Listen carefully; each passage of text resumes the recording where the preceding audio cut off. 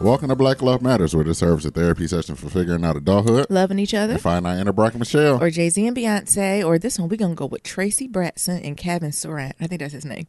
Oh. Y'all, I watched the Braxton Family Values. First of all, what in the Family Feud, or what is going on over there? But low-key was hilarious. But it's something about Tracy and her husband. They really married. Like, everyone sleep on that. And they were on, Marriage Boot Camp a few years ago? Like, they've been married. 10 to 20 years? 10 to 15? I forgot which one, right? And they really done did the ups and downs and, living through TV, being on television. I can only imagine what it is to be married into that family, right? The drama. Like, imagine, this is what they show us, right? So imagine all the shit that popped off, what they didn't show us, you know what I'm saying? And our son, shout out to they love. We never talk about them. No, we don't. But we hanging in there. And he also let her shine. You know what I'm saying? Like, of all the other sisters, Tracy got her own shit going on, right? But, when it comes to the show, like, he just let her do her and continuously do her. Yeah. And they got that son. Who that son look like, though? The daddy or Tracy? No comment. I don't know because his face is long. Like, anything about Tracy and Kevin there? First I had to Google to figure out which T you were talking about. Tracy, the one with the red hair, the one from how do folks from Baltimore say Baltimore? They be like Baltimore. Baltimore. They don't. There's no T in there when people from Baltimore say it. It'd be like Baltimore or Baltimore. No, that sounds country. Baltimore. It's like BALDEN. No, BALDENMORE. Baltimore. Baltimore. Like, it's like just hilarious. Like, that's that Balton. That's the DMV accent. Baltimore. I talked about this. Baltimore women, just like New York women, they got bass in their voice. Baltimore. They were like, damn. They do. They were like, I'm from Baltimore. I'm like, shit, I know. I can tell. Just something about the roughness. The roughness, right? And they sweet people. Actually, I like folks from Baltimore. I actually kind of like they swag. But yeah, they do got a little bit of something to them. Yes, just a little jaggedness. And yes. I can't take too much because I'm from Detroit, because I got my own jaggedness. But my jaggedness just looks different. Because Naomi quick to tell somebody. We was driving in Oakland and somebody like beat their horn. I said, bitch, what the fuck is you? Bitch, I'm from Detroit. I didn't tell that. I don't care. Merge over. Okay. All right, merge my over. bad, Detroit. What you... Shut up. It's just something about that. As soon as you say, bitch, I'm from Detroit, it's like a whole nother respect. Ooh. Because she was beeping unnecessarily. All right. What are you going to say about it? You say you found out what tea it was. I like Tracy, though. Yeah, she's cool. Oh, I guess that's all Niram has. That's all I got. Niram just watched this vicariously through me. I watched the Braxtons inconsistently. Yeah. And actually, it was my mother who made me watch the last episode. I really don't keep up with them, but since these niggas then walked off, I need backstory. I need to go to the first episode. Was that the first episode? No. Kind of. I'll talk about my checking. Anyway, who is you? I'm Nero. And I'm Nyambi. And this is episode 174. Hey, happy Monday, y'all. We hope you had a wonderful weekend. Be sure to leave a 1, 2, 3, 4, 5-star rating and review on Apple Podcasts and on Stitcher. It really helps us out. If you leave that. If you can't support, can't buy merch, you can leave a 5-star review. Just take your time. Don't cost much. Even if you don't got an iPhone, you can still go sign up for. When niggas done told you excuses now? Look, you can still go sign up for an Apple ID account and go leave that 1, 2, 3, 4, 5-star review. I didn't know you can do that. Yes, anybody can sign up for an Apple ID account. Oh, Apple's slick, ain't they? They saying eventually, surely and eventually you will. Yeah, because the thing was like. Remember my other job when I was working as the media person. Yeah. They gave me a phone, and it's like, I already got an Apple ID. It's like, oh, let's go create another one. And I said, oh, you can do that. So I found out, like, yes, media person. And that's like, yeah, anybody can go sign up for an Apple ID account. Media person, thank you. Even if you Android users, y'all can go sign up for that Apple ID account. Delete that file for us. We good for it. Yep. And follow us on all forms of social media. Black Love Matters. That's Black and okay. Trying to slow down and enunciate because, I was reading some of the reviews. People say they don't know what we're talking about. They don't know what the hell because we're not formally trained in any realm. What you talking about? I'm an award-winning public speaker. Oh, I'm not. Well, Niram, you talked to Niram and his award-winning speaker, but Niam's not. I might have got a certificate from work for finishing or facilitating a workshop. Stupid. What you got going on? I'm back at these black beauty salons. Yesterday I had my appointment, and yesterday meaning Sunday, and I just don't know, why does the experience have to be so difficult? Nero, Like, and why is it such a big difference between black barbershops and black beauty shops? And I know they both got their ways, but I feel like with barbershops, at least it's consistent no matter where you go. Mm-hmm.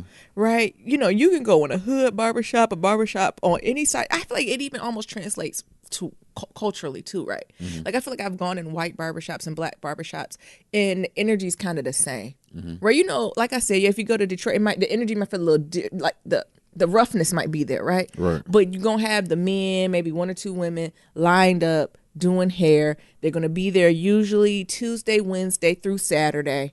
Right, maybe 10 or 11 to 5 or 6, depending on. Like, right. It's this consistency about Sunday and Mondays off. Off, right? You know, someone's gonna be at the shop, right? Though Tuesday, well, some shops take Tuesday off, so Wednesday is through Saturday. You can almost guarantee someone's gonna be at that shop. Mm-hmm. But for us, and y'all help me, Black Love Matters community, and all the folks who's listening from the Oakland, the Silicon Valley area, please send me recommendations on stylists. The person I went to, she's good, right? But it's just. What is it, Nero?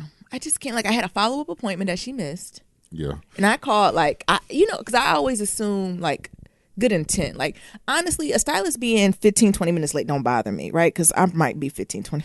That don't bother me, right? As long as you get here when you get here and or communicate with me. Like, even cancellations don't bother me. As long as you tell me. Yeah. But she ain't do that. And then I got my follow-up appointment. So this is supposed to be like when I'm supposed to get like my weave taken out and all installed and redid and figure out what I want to do. I low-key just want to be like, sis, just wash my hair and put 2 plaits. See, this is what in my hair, and then I'll come back and add some argan oil to my hair and put on a wig. Because I don't... So this is what y'all don't understand about She's Nyambi. Sweet. What? Nyambi's the type of person that if anything go out without a hitch... She's like, all set. I'm done. I don't have to worry about ever coming back. What? So if it's no call, no show, they late. I don't mind. I just need communication. And y'all ain't call her or let her know, give her a text or something. And Nyambi done wasted her gas. Ooh, that's one thing Nyambi. Because I feel like it's you telling me my time not important. Ooh. You telling me my time or my gas not important. Ooh, and those are 2 lies you tell. Wasting that gas. You know I'm old school. Don't be wasting my gas. This bitch got me wasting my gas. I done called her, using up all my minutes. Look, you still got minutes? Baby, no. Minutes are limited now. You know what I mean, Nero.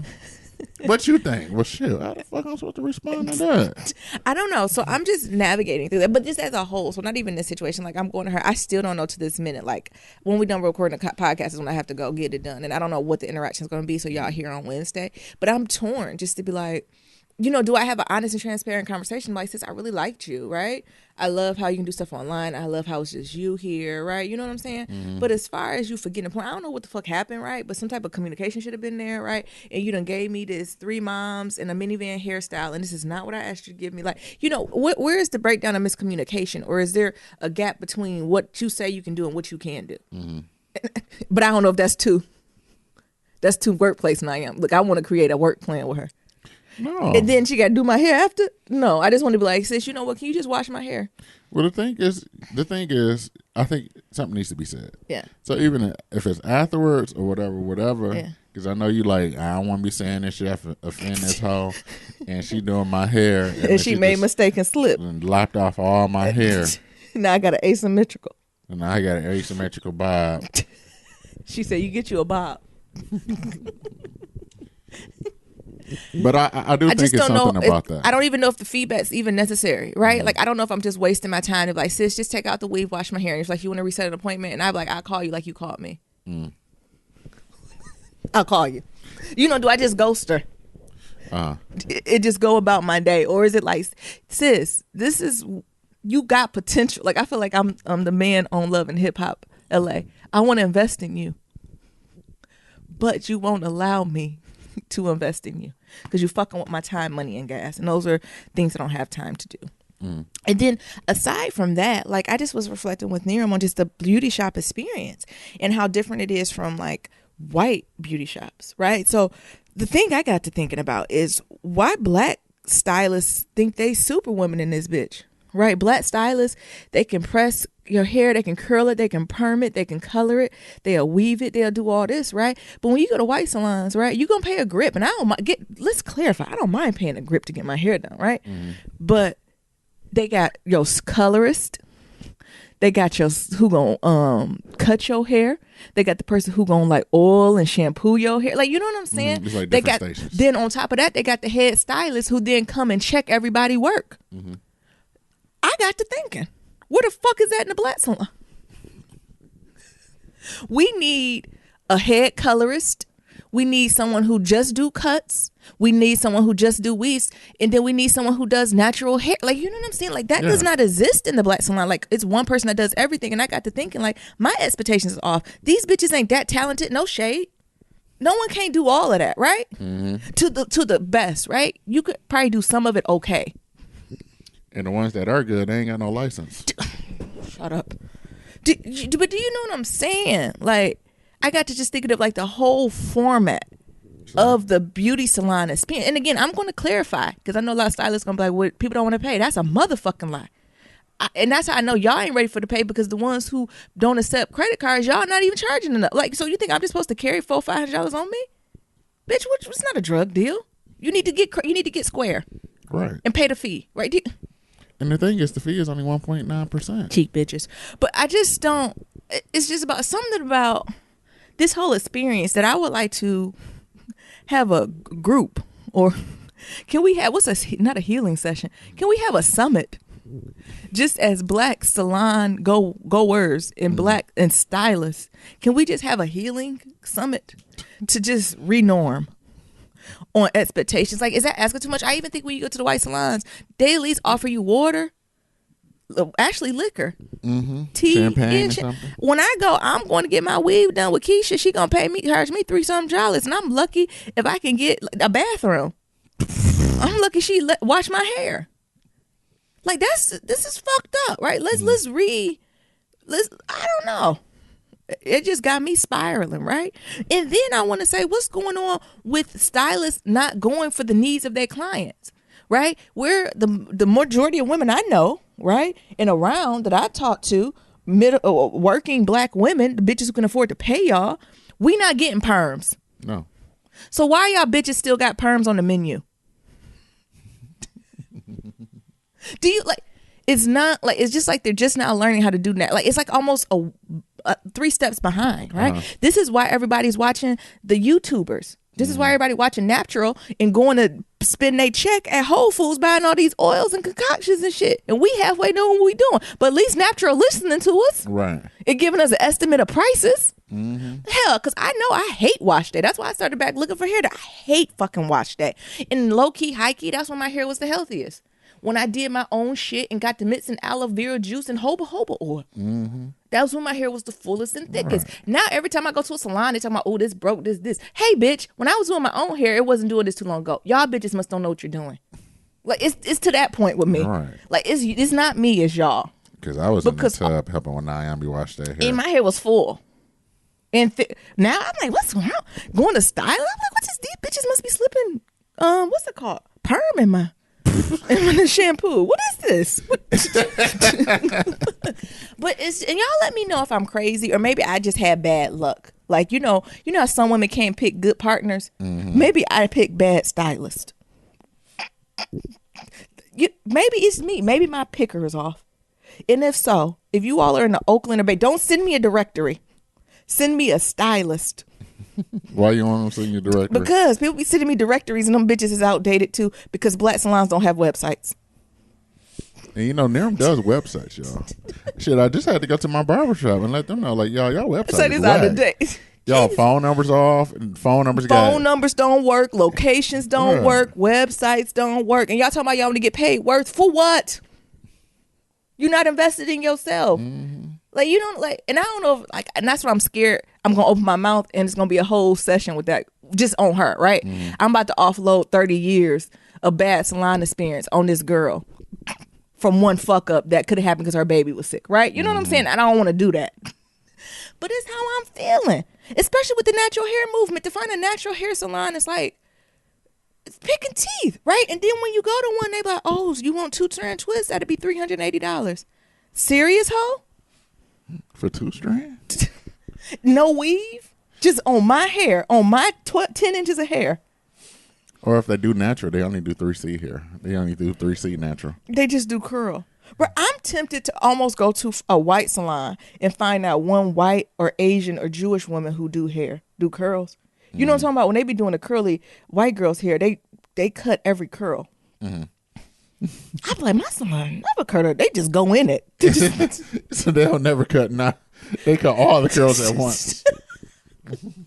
But like, it almost made me just want to, because it's those stylists are out there, right? And they're definitely in high demand. And that's really gonna take a lot of searching. But like, it's tempted. I want to go there and get some champagne. And I don't want y'all know I love my people. I love them. But we got to talk amongst ourselves. Like, something got to do better. Like I said, if y'all know somebody out here, I'm willing to go as far as Oakland, definitely. Anywhere in Oakland. San Francisco, I'm willing to go that far. I guess I can work from home. I can work. San Jose? I'll go anywhere from San Francisco to San Jose on both sides of the bay. Mm-hmm. So I don't know what's that's equivalent on that. I don't know. I know Fremont over there, Oakland. Yeah, I'll do that side I don't know too. what else is over there. Me either. I don't know. Is it niggas over there? I don't know. But I need help. But I do have something to say about what's going on with these black salons. Even if you go in black salons, they're not even up to date. I feel like they ain't changed since I've been 15. Mm-hmm. Like the smell, like still smell like Barner Brothers. Is that crazy? But then I feel like it's different with the barbers, though. I feel like the barbers is a little bit different because I feel like even the barbers are keeping up with the styles. Mm-hmm. They are. But some of our stylists ain't. And I ain't talking about the weavers, right? The weavers are the one talking about come with your hair, wash, detangle, deep conditioner. They basically just braiding your hair and they cut. Like, I would consider them a cut person then. Mm-hmm. Like, you install, weave, and cut hair. Don't call yourself a beautician. Right. If you can't do all that other stuff, right, you're not a beautician then. You just do. You're a weave weaver. Installer. You are a weave installer. And that's great, right? Because what the whites say, they're a colorist. Right. Like, that is what you do. But be honest in what you do. And why don't you find somebody who can wash hair? I don't know. Mm-hmm. And y'all partner together. Because I can't. Because I don't have time to do that. I work so I can pay your high ass prices. What do you want me to do? Get up at 3 a.m? What? And you gonna be late anyway? Y'all help me. Ooh, Naomi just hate wrinkled fingers from washing her hair. I hate wash day. Some women be like, oh, it's so therapeutic. I hate it. I hate wash day. I hate detangling my hair. I hate getting my hair too wet. And I got weird, like, soft, cottony, thick hair. So it takes a lot to even get wet. So if it got hard water, I might as well just sit under the drain for an hour. Because my hair is like, oh, sis, we don't really do hard water. Mm-hmm. Like, it's like my hair is water resistant. Yeah, it's something. Like, you know what I'm saying? Like, yeah, it's it is, work. I washed your hair a few times, and I was like, baby, your hair not getting wet. Like, what you mean? Like, I'm just lathering, but it's not getting down to the root or nothing. Like, it's not getting wet. It's like the water's just bouncing off. It's like steel wool when you wet it for the first time. Ooh, like, these is steel wool, like Jesus. It is. Did you say like Jesus? Yes. Like Jesus. And it's like steel wool. You know, you wet steel wool and don't get wet. The water just bounces on. And then my hair ain't hard. Like, steel wool is soft. And then you got to buy the products. And then you got to do the conditioner, the deep conditioner, the oil leave-in. Then you got to do the lock method, leave-in, oil, conditioner. Then you got to seal the edges. Then you got to twist it up. Then you got to put the bonnet on. Then you got to wait 24 hours for it to dry.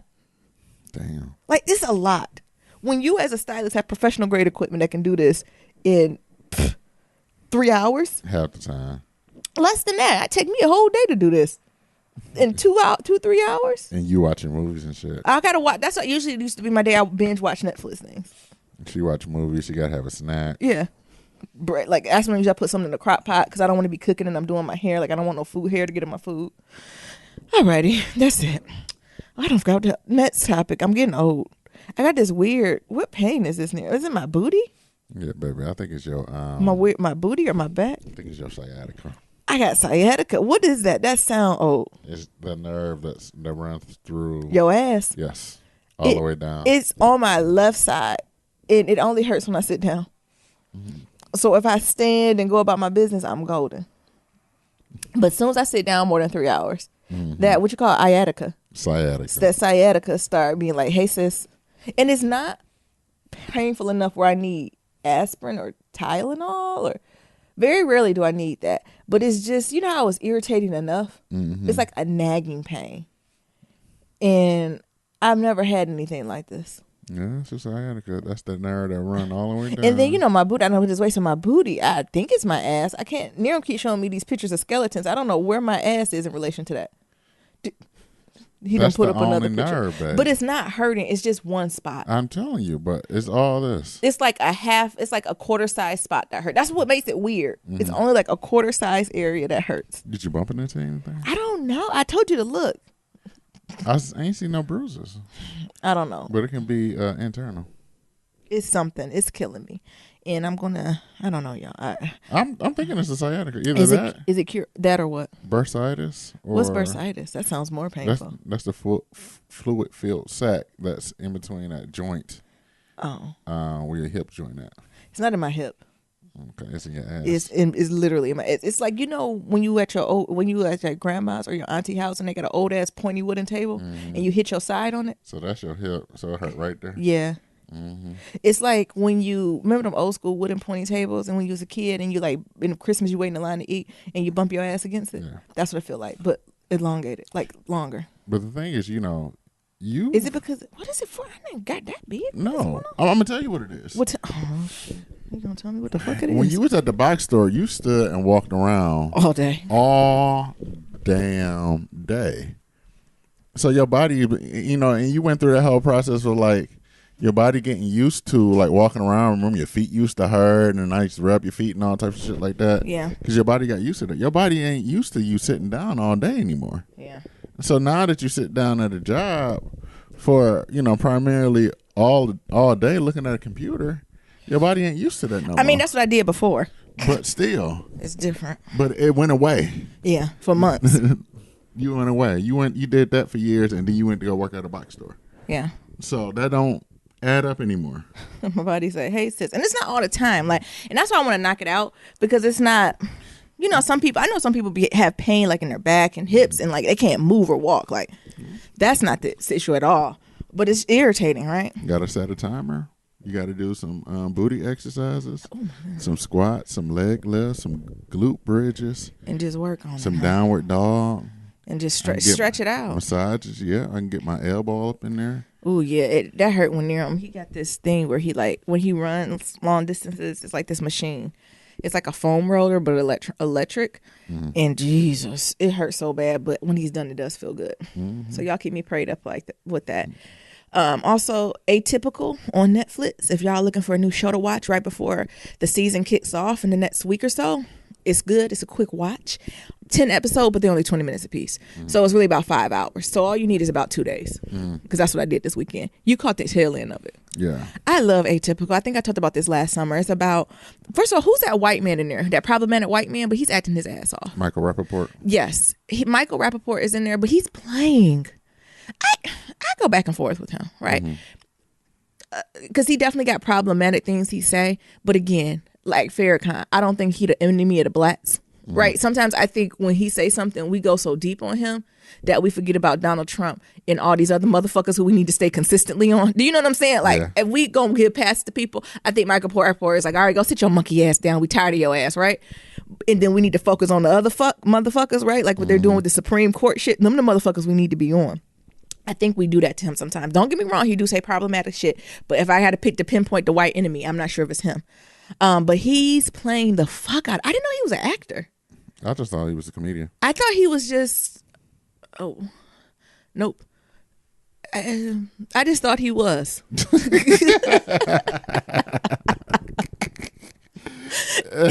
I got to watching it. I said, he playing the fuck out of this. Actually, the whole class is playing their ass off. Like, it's about this white family, and they have a son who's autistic, and he's graduating high school. And they're going through kind of the motions of what that means, and you know, they also have a daughter who's a little bit younger than him. And like she's in high school, but she's really good at track. You know, she's turning 16, so coming of age, boyfriends, girlfriends, how you doing, right? You know what I'm saying? Just trying to figure shit out.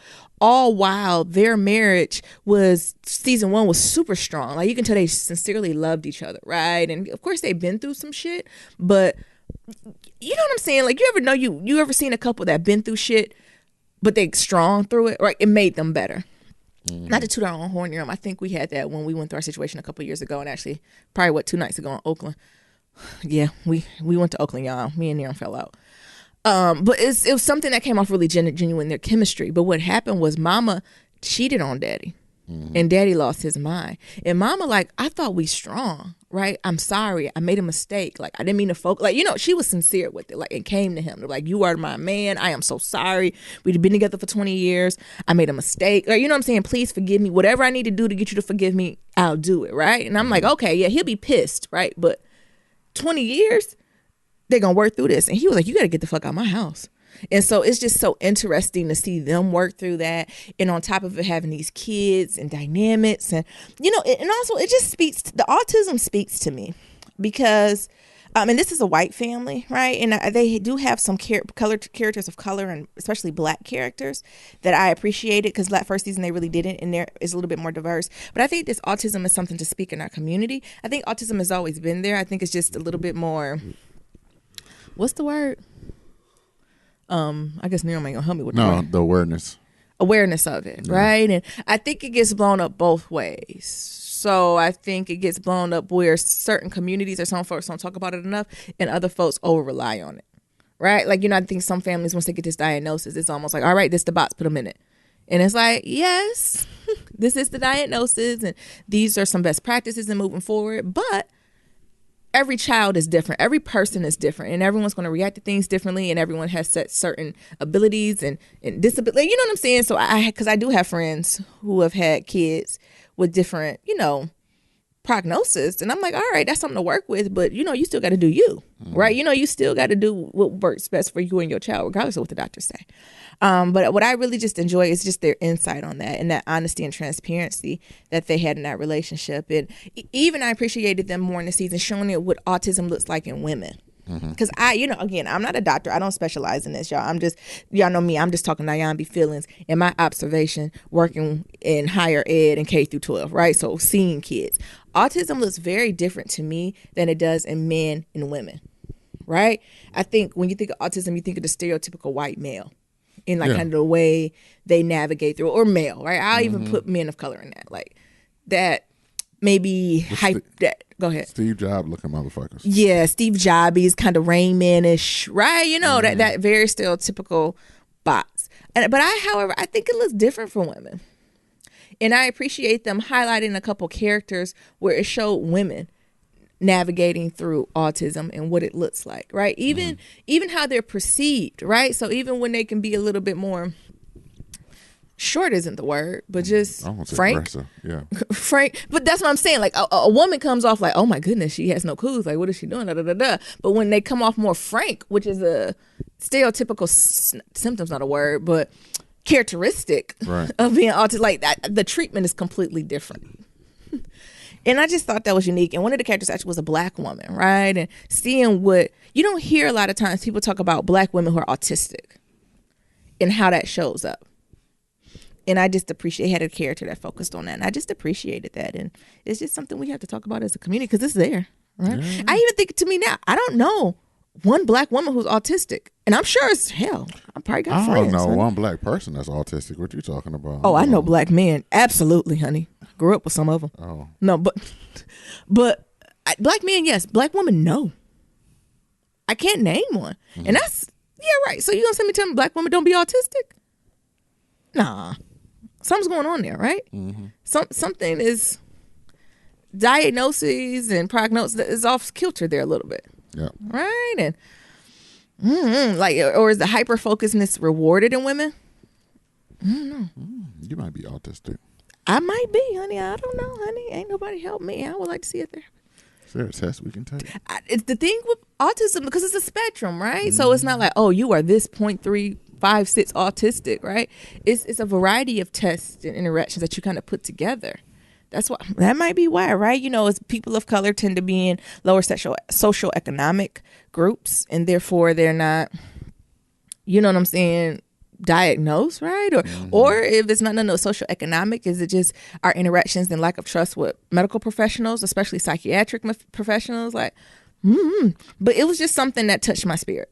And if y'all looking for like a good show like family show to make you think a little bit, I would say it's called Atypical. It's on Netflix and it's the season 2 and it's quick watches, right? So it's 10 episodes, about 20 minutes a piece. So what, about 5 hours? So you, like I said, you can do that in 2 days, right? Treat it as a movie. So treat it as 2 movies. Oh, Neil, what you looking at? Same thing with ADHD, right? Like it all looks a little different. Quick autism test, 2 minutes long. Wait, did they just give a survey? I think you need more than a survey. 14 questions. I think it's more than 14 questions you got to answer, because on any given day I could be autistic if I answer these questions the right way. But I don't know. Did you watch a couple episodes? What did you think about it? I definitely think it's interesting. I do like the fact how this is a different population to like witness and witness. Like, you know, even when I think about like for Pose, like Pose is like the modern day. Paris is burning. And I think it's something that you don't see in this day and age. So seeing Pose, seeing Atypical definitely brings a different light to different topics. So, and I do like it, and it's interesting, and it's funny as fuck. It is very funny. And them autistic kids be going to fuck them off. Autistic kids be telling the truth and shaming the devil, though. Would you like to say it nicer? No. What? Damn. Look, this is me. Shit. But where the truth that, and you know what the word was that got me on this episode was the mother was like, I'm learning so much from my son because he's being so authentically him. Right. And he doesn't lie. She said, I'm learning to realize that I was raised to lie about everything. Right? Because it's a certain honesty that the autistic community has. Right? It's just a certain filter that is so pure that you like, you fucking right. Do you know?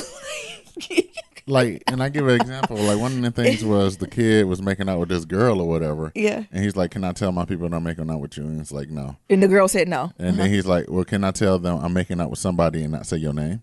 It's just like, I don't care. Okay, good. Thank you for clarifying. Thank you for clarifying. Like, come on. And then somebody's like, ooh, it looked like you've been making out. Yes, I kissed the girl.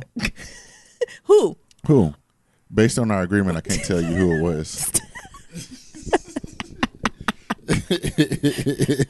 You know what I'm saying? It's something pure to that I wish was more in my life, right? And then I got to even thinking when the mother was like, I've been raised, you know, because she's dealing with her own issues, I think, of, you know, women, right? Whatever race, background you come from, are encouraged, born, whatever you think it is, to be nurturers, right? Where she's also supposed to take care of folks, but she was always told to lie, and lying through this idea of being polite. You lie to be polite. And she was like navigating through that with her relationship, because that's what she got with her husband, to be like, because she kept apologizing and sorry, and I'm a horrible woman, I shouldn't have did this, to the point where she was like, fuck, you ain't been perfect in this goddamn marriage either. And although you might not have cheated, you did fucked up shit too, but I forgave you. And I'm going to need you to forgive me for this. Like, and that was her truth, right? And before she was being sweet and telling folks what they think they want to hear, like, it's something to that line. What you think about that line? How we lie every day? Lie every day. And she said, I don't know if I can go one day without lying. And I was like, I want to try that. I can't try that at work. But could you really go one day without telling one lie? I'm not sure if I could. No. No lies? No lies. Shit. About anything? Because I think when we think of lies, we think about bitch shit, right? Like, you know. But the thing is, like, but when people like ask you, how are you today? And me being like, really fucked up. Well, I did that. You looked at me crazy. We was at the Cohan store. Oh my goodness. And the guy was like, how y'all guys doing? And I was like, actually, I'm a little hungry. I can go for a bite to eat. I said, come on there. Come on. And Naomi gonna say, that nigga don't want to hear about your shit. Well, he asked me how I'm doing, and I'm telling his ass. So that's what I would get caught up. Big stuff I wouldn't get caught up on, right? Like, so if you ask me like questions, explicit questions, I want. But the little shit, you'll get me caught up on. Right. Like, I'll get caught up on those type of technicalities. So yeah, I started doing that myself. Yeah. How are you doing today? I'm actually a little hungry. I can go for a bite. How did you think about that? How did you think how that meeting went? That's what get me in trouble. It was trash. That's the stuff, right? Not core value stuff, right? Core value stuff I'm consistent on and, you know, transparent about.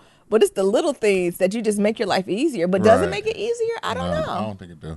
I think there's a way of like just doing it without being assholes about it. But I think that's my core though. That's the hard thing to. But what if my core is? Because it is hard. Because I'll talk about it more like, because I had my photo shoot and the person was like, how you like the pictures? And I said, I liked them. But, there were a few that I wasn't fond of. Like, I didn't hate them or anything, but it wasn't my style. That's the same thing I'm going through with the beauty salon of how deep to go with this look. Yeah. So what you think? And it wasn't a lie. Like, I think that was a great way because, hell, I'm an artist too. Like, I get to understand. I'm sensitive about my shit. Yeah. I'm like, people tell me they don't like my art. Motherfucker, this is my art. So I get it. But I think there's a way. Yourself to it. Yeah. I think there's a way that you can say, speak your truth without, like, shitting on people or just being raw, and leaving you raw. Yeah, maybe that's it. I don't know the balance. So it's either lie or do too much, right? Yeah, and we went down the conversation of like, all right, well, which pictures were they? And I told her, like, I don't like this picture because X, Y, and G. Yeah. I don't like this picture because my eyes look weird in it. I get it. I'm trying to work there, but I enjoy Atypical. If y'all looking for a good show to get you to thinking about some stuff, I think it's a good one, and it's a good watch, and you can do it consistently. Like, it can even be something you have on in the background and you wandering back and forth. It's really good. Last, I know I did want to talk about these Braxton family values. Braxton? They are shady. Values. Actually, my mama told me to watch this. They are shady because the fact they ass ain't there, but they still using their likeness. Because when they signed that paper, you think they said, "Oh, if y'all walk off, you can get this." Please, some companies know what they're talking about. They got all of that. They're using all your likeness. All of that is theirs. So what happens? Allegedly, the sisters walked off and then left Tracy, and Tracy said, "I ain't walking off because I got a contract." What a problem at? Look, and the thing is, Tracy's not even necessarily talking down on them. Like, it's not like everyone left and it's like a Tracy bash her sister show. It's literally a Tracy going on tour and doing with her other friends. Right. I don't know. The Braxtons, I feel like they always did treat Tracy a little funny. And I can identify because sometimes I feel like I'm the outside person. I'm just a little more outspoken than Tracy is. That's all. What you think? Like I said, I thought it was a trip when they used their likeness for the intro of the show. I still need backstory to figure out why they walked out. I don't think that we know yet. Yeah. That's the thing. Like, I think that's what they're dragging out because I'm sure they'll be back. No bitches will be back. But they'll be back. But I think it's interesting that like this whole other cast of people they done brought on. But it's not a cast. I think it was put. Well, I think that's how media is flipping it. But I think it was like Tracy's like, I'm preparing to go on tour, and I want to do boot camp, and these are my friends, air quotes, and we're going to do boot camp together. And if my sisters were here, they would do camp, but they not here, and the show must go on. Right. And I still got to go on tour, and I got to make these coins because Bill still got to get paid. Yeah, I don't see that as a betrayal, but I'm the only child. But they see that as a traitor, like they do, because it's like we stepped out, we trying to get more money, and your ass gonna stay. But I'm with Tracy on, okay, maybe I would leave to see they on some power shit. And they gonna get Angela Valdez. And if you want me to stay true to you, well, you want to kick me off your tour. They kicked her off the tour, Tony and Tamar. What? So my money not even consistent with y'all. So it ain't even like, quit the show, you coming on this tour with us, you good. It's quit the show, and I guess go to the food stamp office. I don't know. So no, that's the only child in me though. Like, do better. I ain't going to no food stamp, nothing. Because the thing is, it's different if she came on the show and was talking negatively, right? And down to her sister, and they trash, they this. She not doing that. No. I don't have a problem with it. I think they'll be back. Honestly, I hope this is all just a media ploy, and they're all on this together, and they'll come back in 2 to 3 episodes. Yeah, let's hope so. Because this is not cute. Right? Tamar, no one cared that you and Spence got broke up. We're really over that now. No one cares except you. Tony is in Birdman. If you love it, I like it. What you call that nigga? Brian. Her and Brian. Look, okay. But low-key, high-key, I did watch the episode with Tracy and Lunel and Phaedra and all that. And the shit was funny as balls. It was. With that. When I tell y'all that episode was hilarious. And that black lady, the tall black, I'm obsessed with her. The tall lady who's dark skinned with the glasses and the huge titties. I'm obsessed with her. She's like a beautiful black Amazon. I think you're just obsessed with titties. She's gorgeous. And then there's another girl from the Bad Girls Club, but Lunell is the hilarious one. It is. Who's that? In the beautiful black Amazon, the guy. Well, I guess we should tell the story. It's like this African. I'm assuming from Nigeria. I shouldn't assume. Mm-hmm. Y'all know I'm playing with y'all. Content about I'm playing with y'all. But I think he was one of your brethrens, and his name is Doctor or something, and he do weight loss and fitness, and he's just focused on like black women and health and getting their asses into shape. Mm-hmm. And then Lunell's like, this is not what I signed up for. I signed up for the white health spa, aka get massages and sit in pools. She said, I did not sign up for none of this. And they basically do on this whole retreat, and they do like body analysts, and he keep telling all of them they about to die, and everybody blood pressure is elevated except Lunell's, of course. And they told Lunell she just walking dead.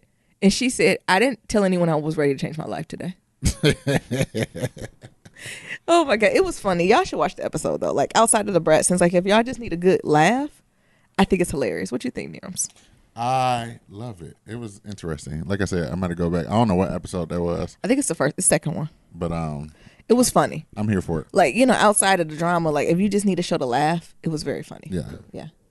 Great comic relief. Oh, okay. Great comic relief. What's going on? That nigga went in there and went.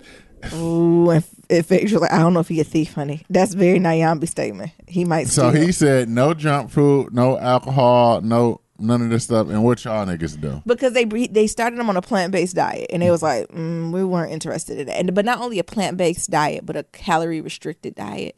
So it's like, you know, when you usually start, it's like those fasting things where, you know, they only want you to get like 1,000 calories or something in the first couple of days. So, you know, they don't work out, and they think they about to throw down. And it's basically like a bed of lettuce and 2 scoops of, I don't know, vegetable medley. Mm-hmm. And they're like, what the hell is this? Is this the appetizer? And then, you know, us in Black Woman Forum, everybody started digging in their purses for snacks. They got snacks and shit. And who brought the liquor, though? I don't think I would have brought the liquor. I would have had a snack on me. I don't think I brought the liquor. And he went through their stuff to be like, I don't want nothing here. And Phaedra's like, I don't got time for you going through my Louis V luggage. And you still. You might be a stealer. You might got sticky hands, honey. And then Lunell said, if you would touch my shit, I'll fuck him up. So it just went down that whole thing. But the girl from the Bad Girls Club, she was like, you know what? We came into his place. We signed the papers. We said we would work with him. And one of his rules was not to have food. Respect. My apologies. Yeah. Like, so it was a healthy balance. It was. You got some updates, Nero? Yeah. So why y'all niggas ain't tell me that Power wasn't over when we was talking about it when 50 Cent died? I thought it was over. I didn't know we had this additional 2 more episodes. 2 more? Yes, we missed the episode. Oh, we missed 2 episodes? 2 episodes. So we just skipped to the finale. Yes. We can't give it away, the finale, I don't think. Somebody die again. Oh, someone dies. It ain't the person you want. Is that enough? Yes. Okay.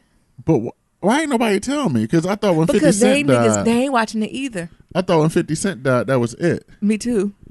But I was happy. I was just on the Stars app looking for a movie. Yeah. And then it was could you imagine we came back next season? Finale. Could you imagine we came back next week? Next year. What the fuck happened? Courtney, your writing's not consistent, sis. This is not consistent. Sis, I just praised you. Nyambi, y'all missed 2 episodes. What? Because I was going to get on Twitter to Courtney Kim to be like, sis, fire those writers because this is not cohesive. So, yeah, we missed some episodes. So, if y'all niggas thought when 50 Cent died, that was it. Go back and watch it. Go back. Did y'all think it was over? The ending was better than the 50 Cent episode. Mm-hmm. Thank God. I knew something was wrong. I said, remember we kept saying, I said, this didn't feel like no finale. Right. But I guess. And we was right. Some told us to trust our gut. Because I guess they did. Did they have a week off or something? Yeah. Oh, maybe that's what it is. That's what threw us off. So they did that episode. They had a week off. And they had the following episode. And then they had. So we done missed like 3 weeks of this bitch? No. What happened is when we went off for 2 weeks. Hiatus. When we was talked about it for 50 Cent, they went off for another week. So they didn't come back on the following week. Oh, and then we was already on break, so we weren't even consistent. Right. Gotcha. And then when we came back, they had another one, and then the finale. Oh. So, yeah. Well, this finale was better than the 50 Cent episode. Mm-hmm. Still wasn't the best. I think it shot near him a little bit. Yeah, it did. It ain't shocked me. I felt a little bad. Mm-hmm. You know, you can't save niggas though. Yeah, you can't. So I don't want to give too much away though. I feel like that's kind of a big cliffhanger. Yeah, so y'all go ahead and watch it, man. We'll talk about it on Friday or Wednesday, or maybe we won't. Who knows? But we'll talk about it in the middle of the summer. I was surprised that the season finale wasn't the season finale when I thought it was. So something to think about. I don't know what else about that. Also, you know, I hope it gets to the point where we can continuously trust Tommy. Yeah. No, is he getting to the whites now? Is that can we not trust him? The thing is this, and I think this goes for like a whole blanket statement. If you just stick to the fucking plan, yeah, and stop being scary, and don't listen to any outside thing, just stick to the plan of the inner circle, everything will go. I agree. Right. I was even triggered by that. Like knowing some things like niggas is so easily influenced. Niggas is so easily scared. Like I was talking about this with my mom. You know, my mom was on 1,000 though. But we were just having a conversation of just how black people, sometimes we get so disjointed. Right. So easily. Unnecessarily. Right. Because my mom always like, what the fuck we got to lose? We ain't had shit to begin with. What the fuck we got to lose? Right. But I just think about like that whole thing of like you got a lot of people who don't know all the context. They just know their context pieces. They be like, oh, you should do this. Yeah. And it's always going to be the best interest for them. Right. Right? Like, I don't know. I agree. Stick to the plan and if you have your inner circle, stick to the plan of the inner circle. And communicate within each other. Right? Like, so hiding bits and pieces ain't going that ain't going to help. And also, I think it reiterated my disdain for the police. They so shady. Yeah. Like, what is it? Do your job. Do the police work. Do the police work. And that goes back to what we always say. Like, well, y'all know the routine. Don't you talk to no police? No. Don't you talk to nobody, good, bad, or ugly, right? You know, I'm the type of police. I'm not talking to police, period, without a lawyer present. Even if they like, ain't got nothing to do, it's about something else. We trying to help. You ain't trying to help shit. Lawyer. Statistics does not say you trying to help me. Like, but I think that's something I learned young. I've never talked to the police. Yeah. So yeah, that was really triggering. But yeah, go watch it. It's out. Yeah. What else? Oh. Are you gonna share this? You don't have to. So I did a photo shoot. Oh my God, Jesus. You really gonna share this shit? Not only just a regular photo shoot, but such a thought. A nude photo shoot. Niram is a thought. And Naomi been hating. I'm not hating. Niram's a grown man and he can do whatever he wants. I told Niram to connect with our close friends and family to warn them just in case they see it on social media. And Niram's like, nah. I said, okay. Because the thing is, they're not going to call Niram. That's what they do for both of us. So if one of the person does something that's a little off, like say if I did something and people are like, well, what's going on? And they can't get in touch with me, they're not going to call me. They're going to call Niram and be like, hey, have you heard from Nyambi? Same with Niram. Something going on with Niram. They're not going to go directly to Niram's many ways of being contacted. They're going to come to me and be like, hey, Nyams. And they'll pretend they want to talk to me, but they don't. They just really want to get to the tea of what's going on with Niram. So I was like, why don't we just bypass all of this? And you're like, hey, fam and friends, this is what I'm doing. Get excited. And give them some time to process in the thread.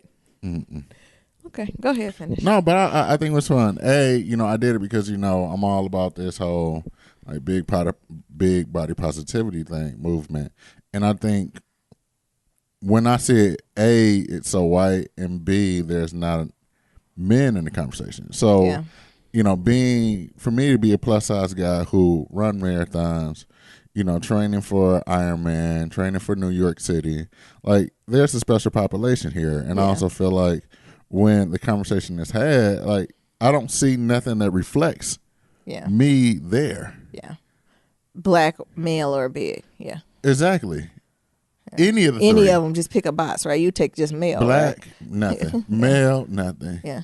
None of that. So, that's one of the reasons I did it. And then it being one of my favorite photographers. Yeah. Like her art is dope. Yeah. Like all she does is like fat photography. Yeah. And like one of the things I reached out to her and I told her, I was like, I would love to work with you, but I'm just saying, like, just looking at your stuff, like, I don't see many people of color. And she's like, well, she's like, I want to work with people. Let me translate. Niggas ain't checking for me. And that's what she said. She's like, Let me translate for it. Niggas ain't checking for me. So we had a great conversation, and when she came in the area, she came through. Yeah. And we just had a ball. Mm-hmm. And then I think the shoot went well. I posted a couple on my IG. I'm going a little viral, and Nyambi's hating. I'm not hating.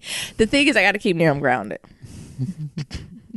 Because I know they call BBWs. I'm a BBM, and they out there, they loving on me. Oh my gosh, they don't know what to do when they see some chocolate greased up, honey. Them art tricks, right? Y'all know what I'm talking about. Y'all know chocolate skin glisten different when you get after the tub. Ooh, and you put that oil on it, and you got the sun hitting it. I was just saying that about I was watching Insecure. Thank you. You know who you was. Thank you.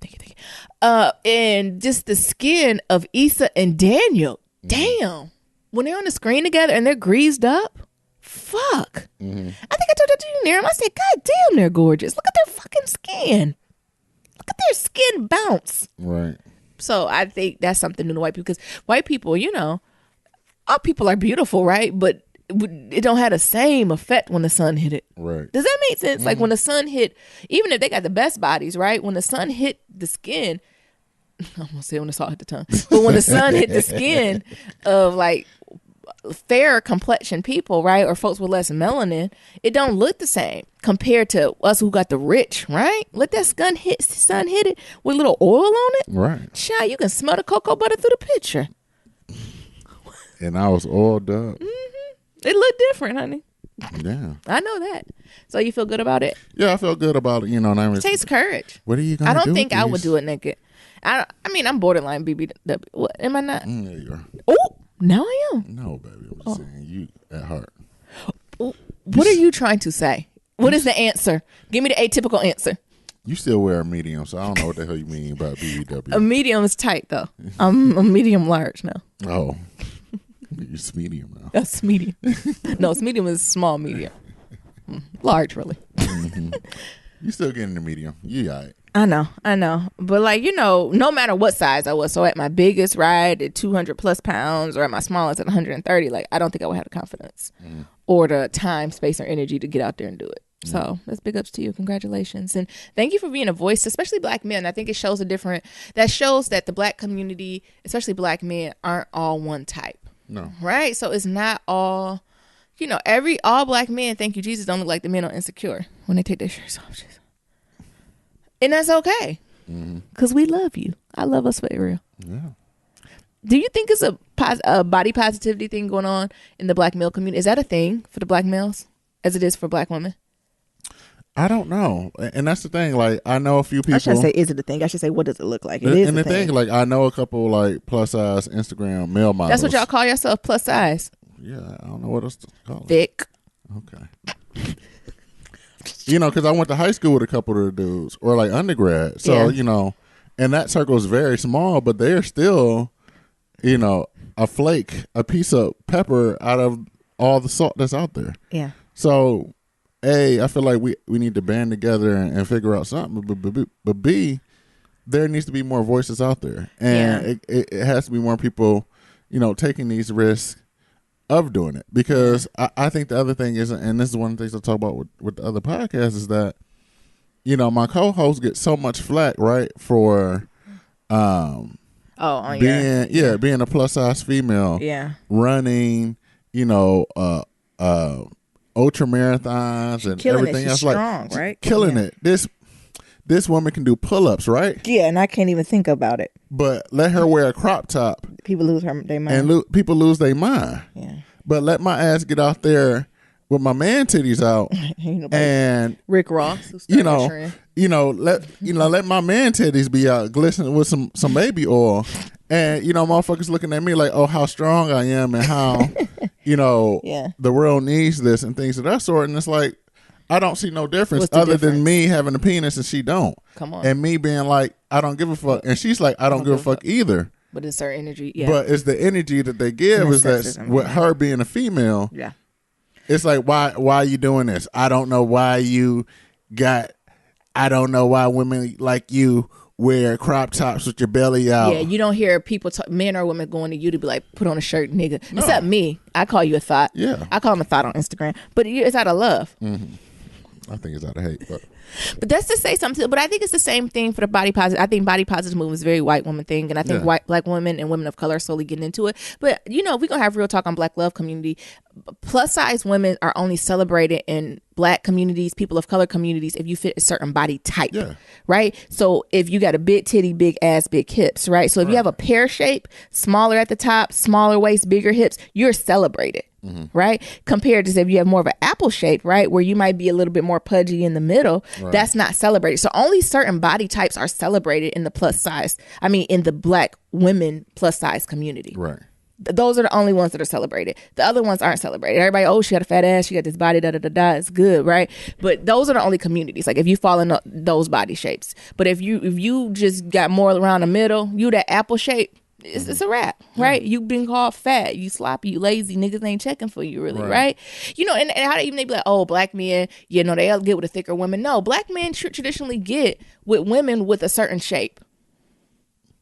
If you're bigger, if we calling a thing, and plus size ladies, check yourself too. Is you a pear size shape? Do you got a smaller waist, smaller titties, thick ass, and your man smaller? Yeah, right. Check the bitches with the big stomachs. Who they with? I'm waiting. Exactly. You know what I'm saying? So, we got some real talk that come through the community. Right. Usually they with the big ones too, right? That we be together. I'm just speaking truth. We got healing to do. That's why you with me? Yes, well, we together. With our apple-shaped bodies. Like a bushel. Not a bushel of apples. I done got this weight off me. Y'all done made me flash back. Ooh, I don't know. This is not my expertise. Body positivity is not a thing y'all don't want Nyambi to speak on because I've been on hurt feelings. No, but I really think that it's a thing. And it needs to be talked about. It needs to be talked about at a larger scale. Yeah. Men need to be about it. Men need to be a part of it as well as Black men. Yeah. Because across the board. Across the board, because we all have body issues too. Yes. That they don't focus on. Absolutely. I'm a man with titties. Yeah. And I've had titties since I was young, right? Oh. Yeah. I remember I had this little crush on this girl in the first grade. Yeah. And I told her I liked her, and she laughed at me. Yeah. And she said my titties was bigger than hers. Bitch, that's your problem. And the whole class laughed. At her? Look, that's how. No, I remember having a situation. Y'all know, I come from a really big family, and cousins. I remember cousins being like, "Oh, this is when Nayan became of age and did my first clapback." So I have a lot of cousins, and I remember I was somewhere and we were picking teams or I don't know, maybe taking a nap or we were doing something. And my aunt was like, y'all get in that bed, and told my cousin to get in bed with Nyambi. And they was like, I don't want to get in bed with Nyambi. She fat. I said, shut up. I forgot how I said it. I said, you know what? I am fat. But guess what? You ugly. I can lose weight. You can't change your face. I don't want you in the bed with me. And everybody looked at me like, bitch. So it's just something you've been fighting. I just feel like it is something that's new. I remember when I even lost a lot of weight, it was something that was completely different for me. So when people were like, oh, you're small, I couldn't even relate to when people were like, oh, you're small, or when you're losing weight. I couldn't even connect to that. Right. Even the weight I am now, I'm like, oh man, I'm at 25 now. 25 what? I don't went back up. I was at 23. Because remember, I gained 30, lost 7, gained 2. So I'm at 25 now. I remember showing my mom. My mom was like, well, you a decent size. Why don't you stay there? I'm like, child, I'm getting too close to where I used to be. I can't go back. Right. But I don't know. It's something to that. Or having a conversation about health and wellness without talking about weight. Right? I'm trying to get better at that. Because that's the first thing they go to, right? Yeah, weight. Research shows that having a bigger body weight, you put all that stress on your heart and things of the sort. I say, you know what else put a lot of stress on your heart? Yeah. Sitting on the fucking couch. Yeah. Eating all fucking junk food and shit like that. If you're naturally skinny. Yeah. Right. Have a natural higher, what's it called? Metabolic rate. Yeah. Like there's a such thing as skinny fat. Yeah. And you might have a small frame, but when they do all the x-rays, you still got all that fucking fat around your heart and organs and shit. Yeah. So what's the difference? Yeah. And I think about that, and it's like, well, you know, you need to be worrying about losing weight. It's going to be bad in your joints. And I tell people multiple times, like, I don't give a fuck. Yeah. I know the consequences. Look, I'll tell them like this, G. I have a degree in exercise physiology, a bachelor's. I have a master's in health promotion, and I have a master's in digital media and design.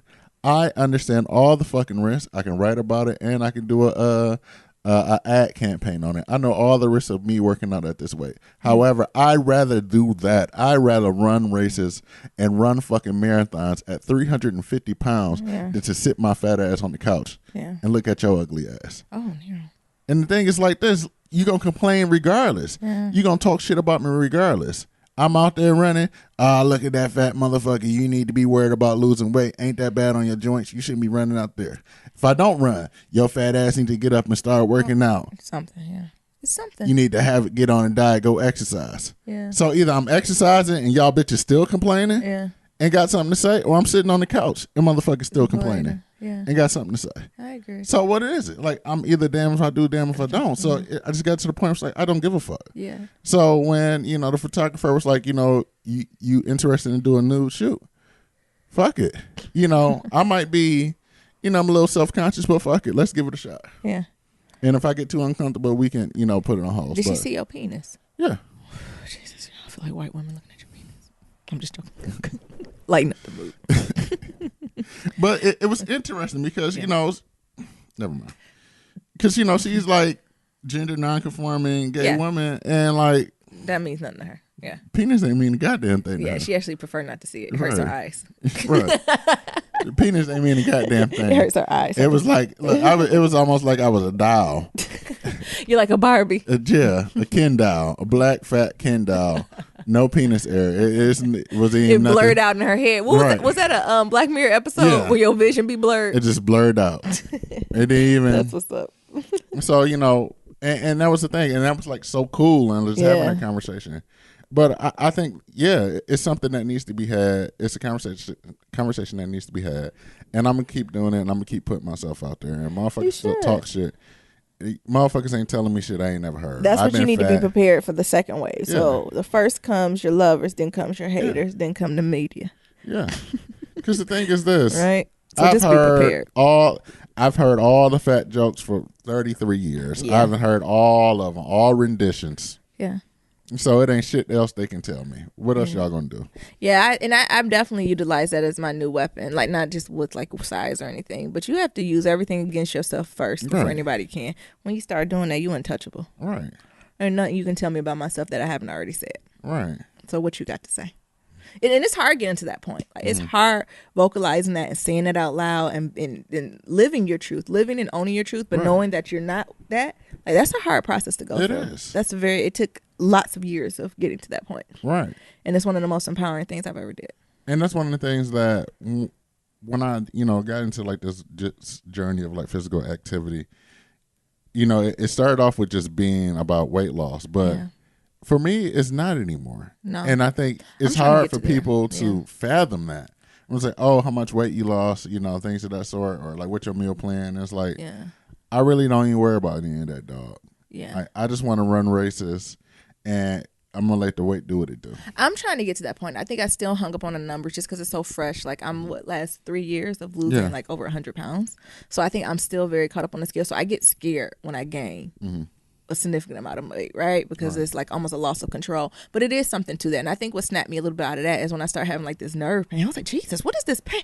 Like, you know, like where I didn't care. Like, if I can just keep this 30 pounds on, but the pain to go away, like I'm willing to, you know, negotiate that. But you don't negotiate it to other shit coming to play, right? Yeah. It was like I was twice this size. I ain't had no pain. Right. But now I'm here. And you got a little pain. You're like, wait a minute. And I done ate salads all. We're like, what's going on? Like, you know, so I that's something that I have to push myself. Just like I have a problem with women proposing to men on their knees.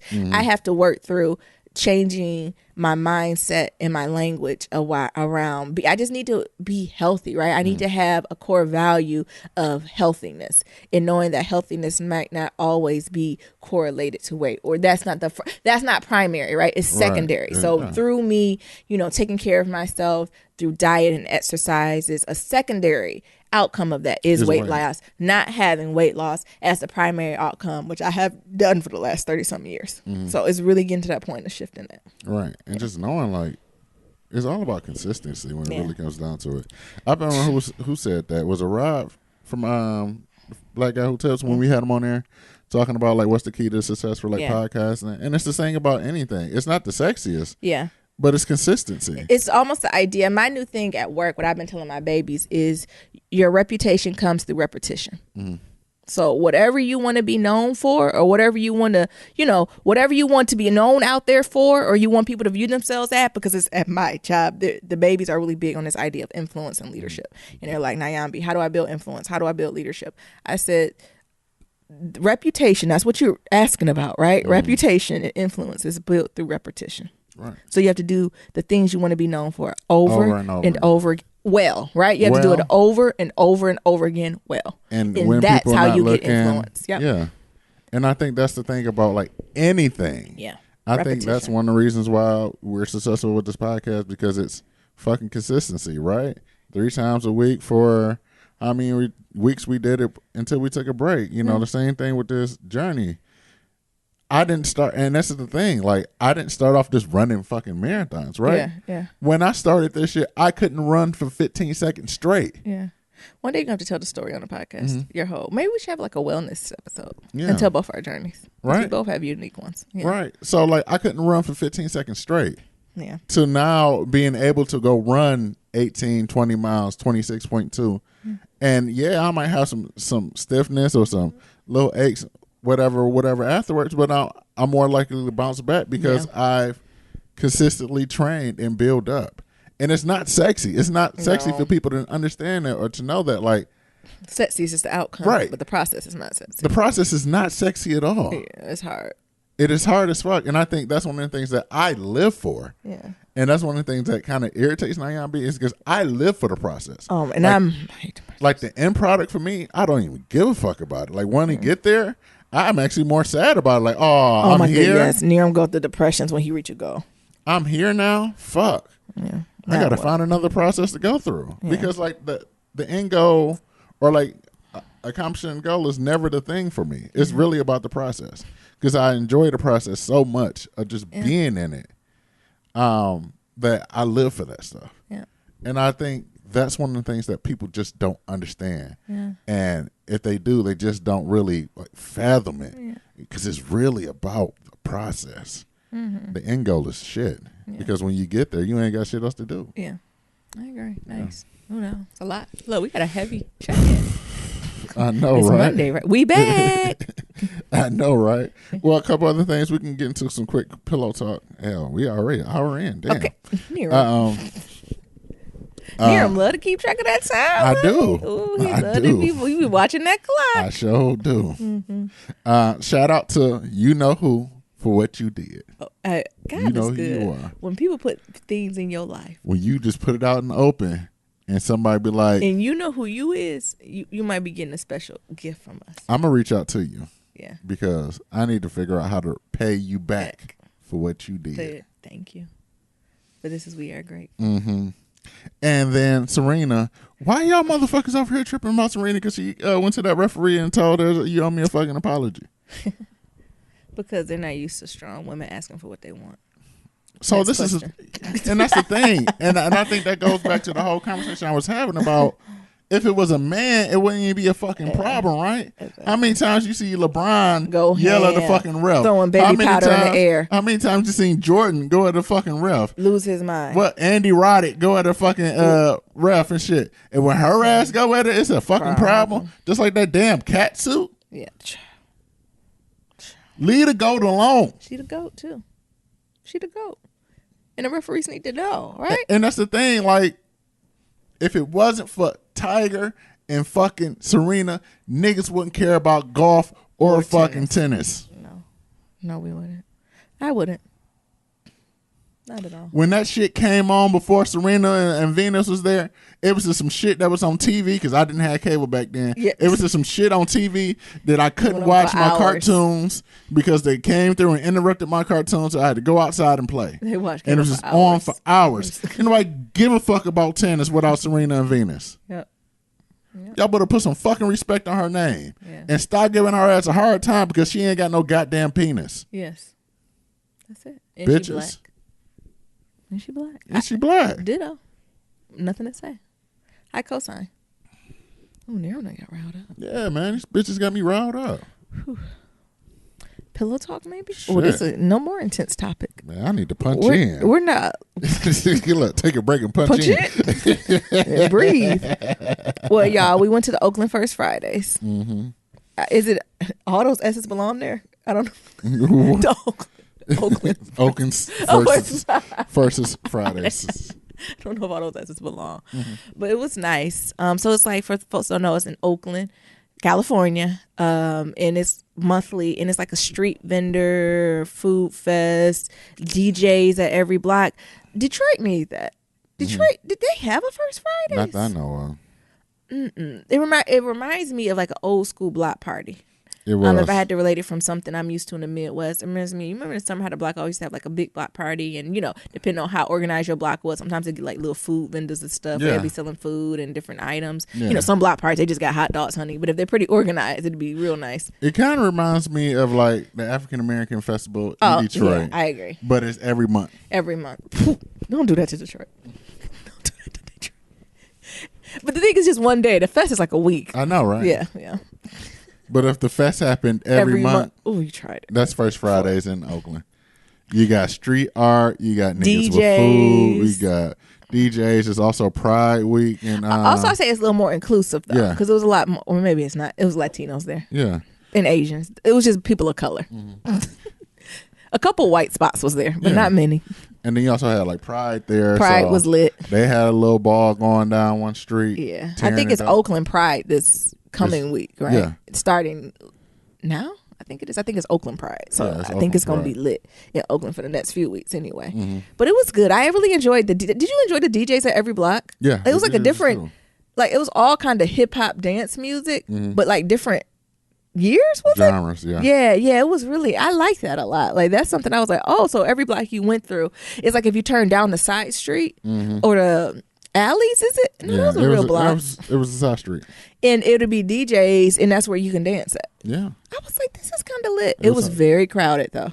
Mm-hmm. I think if I go again, I'm going to go right at 5 o'clock. Oh. We got there about 6:37. Mm-hmm. I think next time I'm going to be there at 5:01. And I need to get there at 5:01 so I can get food. Oh. And then after I get food, then I can wander. Mm-hmm. And then I can party. But it was a lot for me standing in those lines for the food. To the point I said, no, thank you. Mm-hmm. Neom got some food, though. That's really good. It was some other folks. It wasn't as much shea butter as I thought it was going to be. I didn't buy any shea butter because I feel like every person I went to, they was like, this is the real shea butter. They use wax next door. And I'm like, do all y'all use wax? Right. Then my Detroit Spidey sense kicked in. Oh, this shit wax. I'm ordering my shit offline. Look, I'm on sad. This is the real black soap. The other one, they put rocks and shit in there. I was like, oh. Rocks and dirt? Look, this is me. Mm-hmm.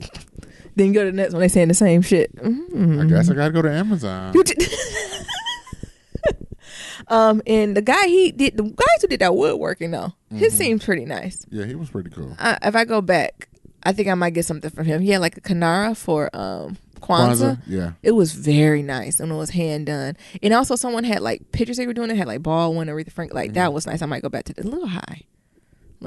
Well, I always say anytime you go to like those street vendors, a little high for that. I even say we probably could have got her down though to probably about 60, 70, but she was like 100. I was like, sis, bye. I would even say like farmers markets, like it's a little high. Any type of street vendor stuff, like there's always a little extra. Yeah, and not that the work wasn't quality, but I just don't think the picture was big enough for $100. Like, do you know, like if it was a little bigger, maybe, but sis, it's not big, and this is a. I'm sure if we talked more, we could have. I wasn't in the haggling mood. No. Miami don't like to haggle. No, I don't. Right? Because I believe, but the thing is, I believe in paying people their worth. Like, I believe in paying folks the money, like, be it salons or food or art, right? But, also, you don't try to play me, too. Like, I know what base price is. I know market price, like I'm not that dumb, like that type of thing. But it was good. I enjoyed it. Parking is a mess. It is. Where do we begin with this? Do we talk about how we fell out? Sure. Or do we just talk about overpriced $20 parking? Both, because I kind of fell right into it. So we were looking for somewhere to park, and I was like, oh, okay, yeah, we'll park here. And parking started at 20. And Nero was like, I went online, they said 10. And I'm like, they did. And they put a nice sticky note over talking about event parking 20. I said, so we about to pay $20 for 2 days. And the only reason we said that because we decided not to take public transportation. Like, oh, we'll just park. But after we done paid for parking and everything else, we might have should have took public transportation. But I don't know, that Telegraph Street looked pretty rough at night.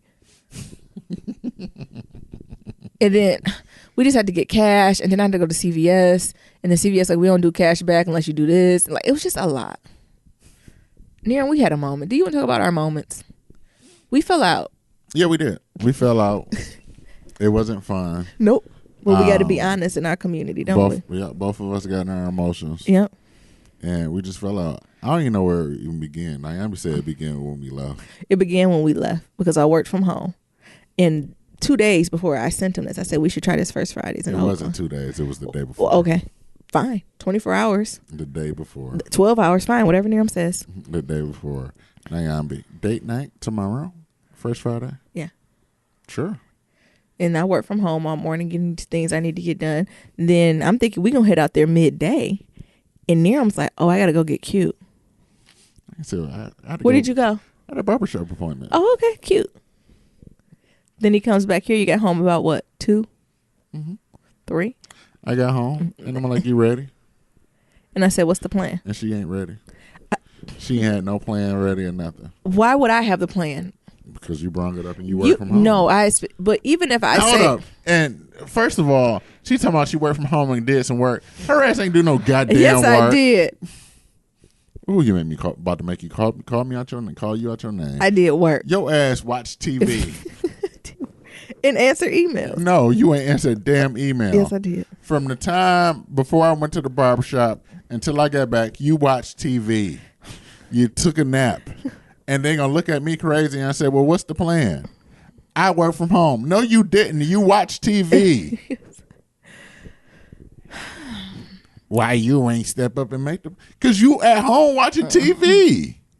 Then I said, well, make a decision. Figure it out.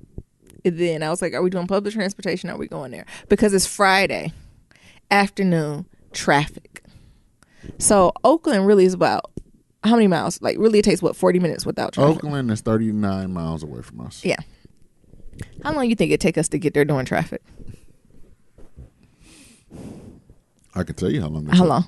It took us an hour and a half. Hour and a half. If we did public transportation, it was going to take 2 hours. Yeah. So getting there, we halfway driving them. Nero going to ask me what? Do I have what? Cash. I said, nope, I got $3. I said, I got $17 to my name and my credit card. What you got? I got $5. Oh, I said, okay. This is me. Cool. You didn't even have $17. You had $13. Because we couldn't even pay for parking because everything is cash only in Oakland. It's just such a vast difference, right? So over here on our side of the bay, I think we were going to something and we went and got a bunch of cash and nobody took cash. Nothing took cash. They were like, oh no, if you want to park, they only do car. Oh, if you want to come here, we only do car. Like they didn't even want our cash. Right. And so I'm like, oh, they'd probably be similar. We go over there, they looking at us like, again, what did I say about black businesses? We only take singles. So Naomi had talked about this on, I think, Wednesday for the Fridays episode where we talking about we was going to go there and we going to say, I think you predicted. I blame you. What? Because you was like, you know how black businesses be. We only take cash and we only take singles. And what they did. And what the fuck they do. What they did. I only want to take singles. And so we get there. We only got $18. Parking is $20. We only got $18 in cash. Parking is $20. Going through the glove compartment, no money. Because the oil change people stole my change. Because we already took an hour and a half to get here. We only got $18. And Nayan be looking at me talking about now we can go home. No, the fuck we can't. We here now. We about to find the CVS. I was gonna go to In-N-Out and go home. Nayan, we go to CVS. And what they do, tell me. You can only get cash back if you spend $5, and you can only get $10 out. I was gonna have a moment in there with them niggas. I don't know why you just didn't leave and go to the grocery store right next to it. I didn't realize it was there till I came out. Because I was like, well, at least the $10 we can fucking park and walk. There has to be one white business in here selling some popcorn that we can buy with a credit card. Mm-hmm. That's what I was thinking in my head. Got to be one white business in here. And the thing is, all the vendors took card. It was just the parking. Jesus. So now we was in her feelings. She was mad, and she just completely checked out. Then I had to go to the grocery store, which is experience in itself. So one of the things you don't know is that homeless man that was asking you for money had the nerve to try to come to the car. Your car? Yeah. While I was in the car. Uh-huh. And tried to ask me, I put that bitch in reverse. I'm about to run his ass the fuck over. Don't you? Our plates stand out. That's why we got to get our plates. Don't you roll up on me, motherfucker. It's our plates. I'm always looking. Yeah. I'm always got my head on the swivel. I seen his ass walking towards me. I put that motherfucking car in reverse. And he's talking about, hey. I said, don't you come towards me, nigga. It's our plates. That's why we got to get our registration changed. Our plates stand out like a sore thumb. I'm only trying to ask for no change. No, get the fuck on. Don't ask me for shit. I don't know what the fuck you trying to do. But yeah, exactly. I was on ran his ass over. Yeah. Because I seen him because I was looking in the rear view and his ass started coming towards it. I said, oh, I got your ass. Yeah. Reverse. Yeah. Skirt. And then we got to the parking garage, and it was nice. So how was your food? Like, we just had a moment of expectation setting. Like, we rode home in silence. Yeah. Nero went to sleep. I went to sleep. I slept out here. I was watched Sex in the City. I fell asleep on the couch. I was done. Yeah. Her ass didn't want to get in bed when I woke her ass up. So nope. I was done. Yeah, we were done. We worked through it, though. Mm-hmm. How was your food, though, you got? What did you get? I got some goat. Steak. I got some goat and some jollof rice. Oh my God, how was that? Nice and tomatoey. Yeah. Yep. I just mixed it all together. See, that's why I didn't trust that vendor, because they mixing too many jollof rice and curry. Was it African? It was Afro-Caribbean. So you can have like goat.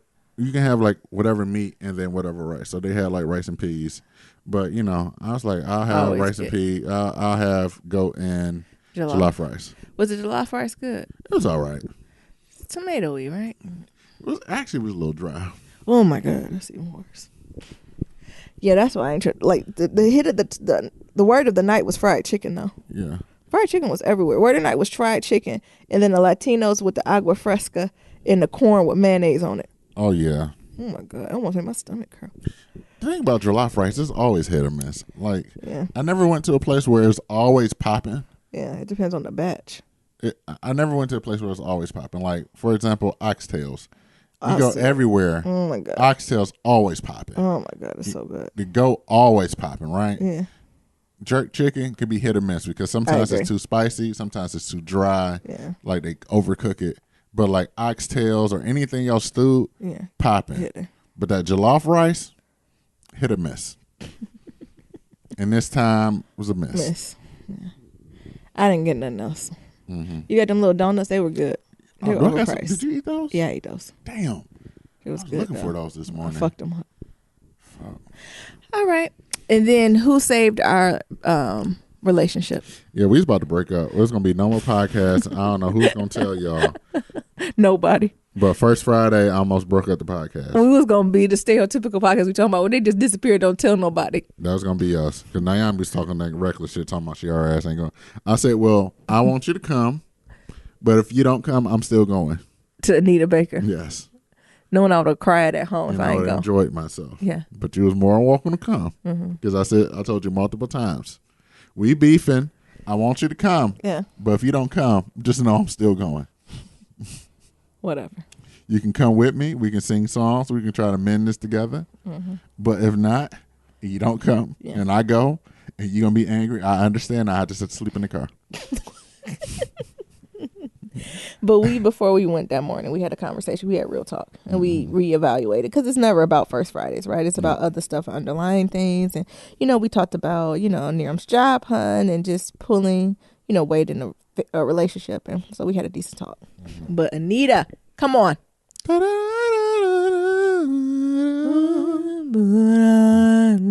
When we met, it was amazing. It was, I don't even know what to say. It was amazing. When I tell you Anita sounded good, she sounded good. Like she wasn't missing a beat. She was hitting the notes. She was sounding like the record. Like it was a great show. All her band was live. She threw shade at the girls and was like, my band is live, my mic is hot. So whatever we free at this show, she said, so we can do whatever the freak we want to do when we want to do it. Right? So I appreciated that. And you noticed it too, because she was doing old black woman things. She was directing the band and singing at the same time. Directing the band and what? Singing at the same. We're going to do that again. Take it to the top. Like, you know how black folks talk to the band through the mic. What you saying there? No, it reminds me of that meme, that Michael Jackson meme. Oh, yeah. Where he fired his music director. He said, you fired. I told you not to run it. Run it back. You fired. What you gonna do, Dennis? I was like, what? And that's exactly how she was doing it, too. Like, it was so good, right? But it was too short. It felt short. She started a little late. We got there. It's supposed to start at 8. She started at 8:30. Yep. And she ended about 10:30. Yeah, it was 2 hours. And encore. No, but what the fuck was that 8 to 8:30? We could got Body and Soul and Angel in. That's the thing. Nita got so many bops. It's a couple songs she didn't sing for us. She did not sing Body and Soul. It's your body, baby.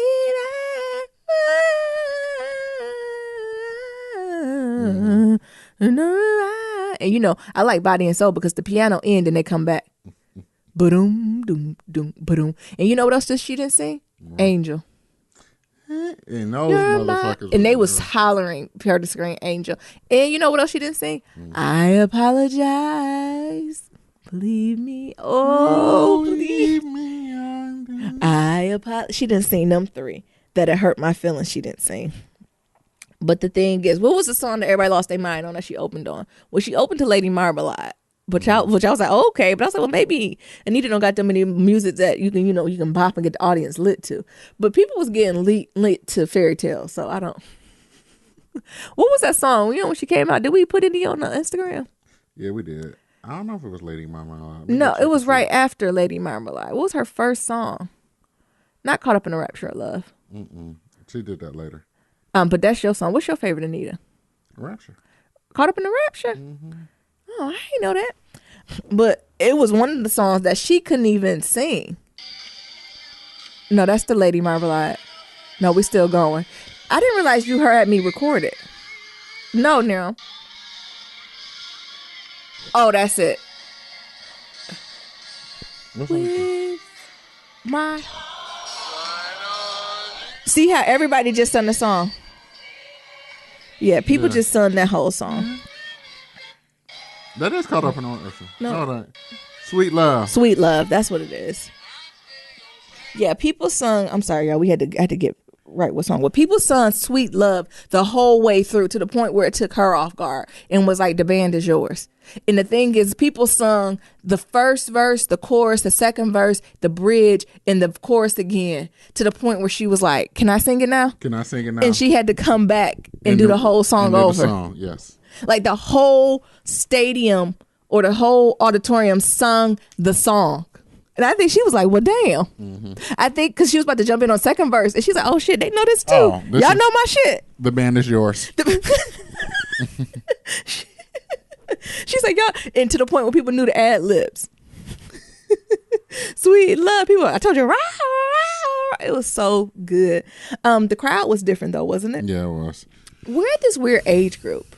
Yes, we are. Where I don't know, like, because I was telling Near, I'm like, let's go get, like, that's my new thing, right? Because we're, like, saving money. We're trying to be physically fit, right? Because Near looking for his job. I got my job. I'm thinking we just going to do nosebleeds for all the concerts we want to go to. So I'm like, should we go to this Drake Migos and just get, like, $50 tickets and just go bop in the back? And go from there? But that being said, like, I think we'll be too old for that crowd. Yeah. Right? Like, I think we're too old for the Migos crowd. But still too young for the Anita crowd, because Anita crowd was nice and calm. I knew I was too young. One, I've never seen so many Cadillacs outside of Detroit. So Oakland, y'all be riding Cadillacs. We parked between 2 of them. I said, where these black Cadillacs come from?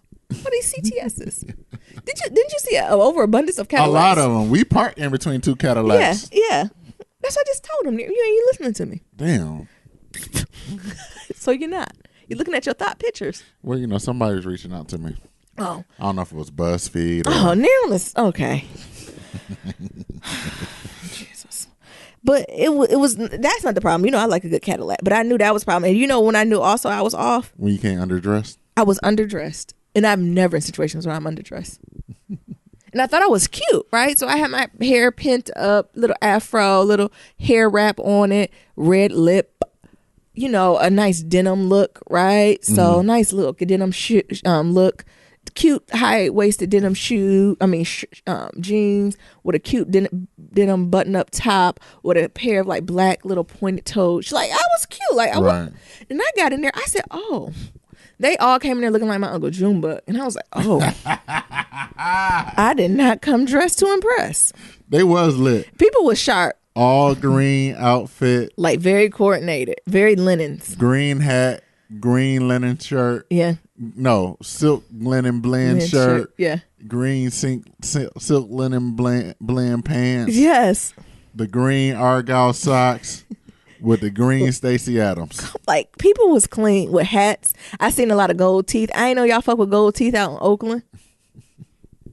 It was some older guys that sat in the audience. What was that machine he had? This nigga in the over got a gyroscope G-axis. I don't know what the hell that was. It was like a talking, what is it? It was like something you used to record. Yeah, it's like a gyroscope. And I was like, damn. Like, he came and they was lit. And what else? What was up with older folks and FaceTime and during the whole concert? Oh my God. Before we get there, because we got to go somewhere first.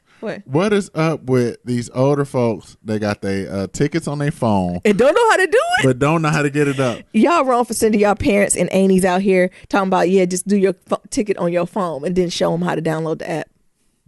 Holding up the line to the point where I just walked around them. They didn't even check my purse. Because I was waiting in line for the person. I said, I don't have time to do this. Because one lady was like, my daughter said I can get the ticket on my phone, so here's my phone. She ain't got Ticketmaster downloaded. She ain't got nothing in her Apple Wallet, her Google Wallet, nothing. She just got her cell phone. I said, I can't be behind this one. And gave it to the lady that was supposed to be checking tickets and said, my daughter said my ticket on my phone. Here. Ma'am. Can you pull up an email? Can you give us a confirmation code? What the fuck I'm supposed to do with this? So like that energy was a little different, right? And also older folks don't like to stand their whole time. Mm-hmm. So it's a balance, right? So I imagine going to the Migos and them, you're going to stand the whole time. And you're going to stand, you're going to jump the whole time. Oh, it's a gimbal. That's what he had. What's it called? It's a gimbal. Oh, it's called a gimbal? Yeah. It's a live action. And it was just a lot for a concert. Yeah. And especially Anita concert. But, it's one of those things that they use in camera. So, like, you know how, like, the chase scenes or how they, like, swoop around and it don't got no shake? All this for a concert. We should have told him to send me the email address and we can send y'all the concert. Right. So that was one thing. The second thing, motherfuckers FaceTime the whole concert. I said, what battery life they got? And then you can see the person singing and dancing at their house. Their phone. At their house. I love my people for real. I said, did they plug it up to the speakers in their house? Yes. And then just start diddy bopping to it? Yes. Because at first, I think they call, because I was thinking about calling my parents, but I know it was late on the East Coast, so they can see, their favorite songs. But when I tell you, as soon as them lights dim, at least 3 people got on FaceTime. It was on FaceTime the whole time with their people. And you can just see them singing it too, talking about sweet. I almost told them just to live stream it on Facebook for everybody. Just live stream all of this. But it was interesting, right? Mm-hmm. It was good though. Anita did rekindle our love again, right? Yeah. It was nice. She was definitely about love. She was definitely shady. She was definitely shady to some of them folks. She kept telling people to put their cameras down. Honey. She don't like them cameras.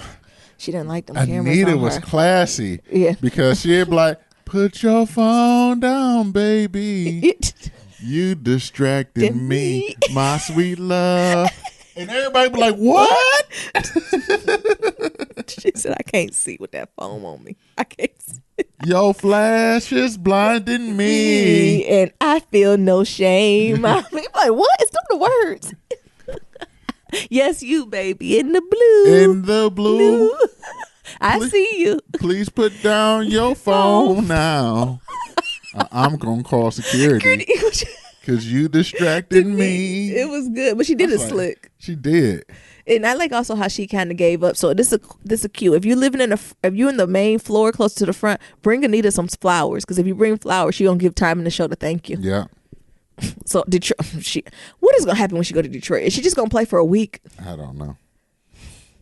Because I can't imagine how Detroit. Because I didn't want to sit the whole time. Mm-hmm. I wanted to stand, but out of respect, I know some people behind me couldn't see. I just got up for the bops. But Detroit gonna lose their mind. Yeah. Also, I know I was at an older concert where it was people who were standing in the aisles. Who the older lady in front of us? What she did? Oh my God, her ass was getting people together. She was the security. Cause she'd be like, "Excuse me, we can't see. We can't see through you. We understand that you're excited, but can you move?" Where I don't think that's happening at no Migos concert, right? You just got to move. You just got the expectation is that you need to stand and see. Right. Where this one, everybody was getting tired and hot. Right. Everybody kept looking at napkins and patting themselves. Right. But it was nice though. Yeah, check out the Instagram stories if they still around. But it was bop. It was fun. It was some songs she didn't get to sing. I was shocked. But I think it was just because it was so much crowd participation, and her ass was just she going with the flow. Yeah, because the crowd would just sing the whole song. The whole song. To the point where I was like, damn. Imagine doing that for 3 songs straight or 4 songs straight, where a new song would come on and the crowd would sing the whole song. And then I guess out of respect, she's like, well, y'all paid to hear me sing, so let me go back and sing it. And then sing the song. And her song's 7 minutes long. Yeah. So I guess you gotta miss some, yeah. In that time, we could have heard Body and Soul, and Angel, and I Apologize. I Apologize, and something else that she did get to sing. And because it's a live band, she can be more flexible. Right. Because that's one of the things. She was so shady. She was like, ain't no playback track, so we can go and stop when we want. You see this? This is a live band. Yeah. Everyone who has an instrument in front of them plays it. Will be playing that instrument. Anyone has a mic in front of them? These are live singers behind me. Anyone who has a microphone in front of them will be singing. Will be singing in front of them. We have as much control as we want here.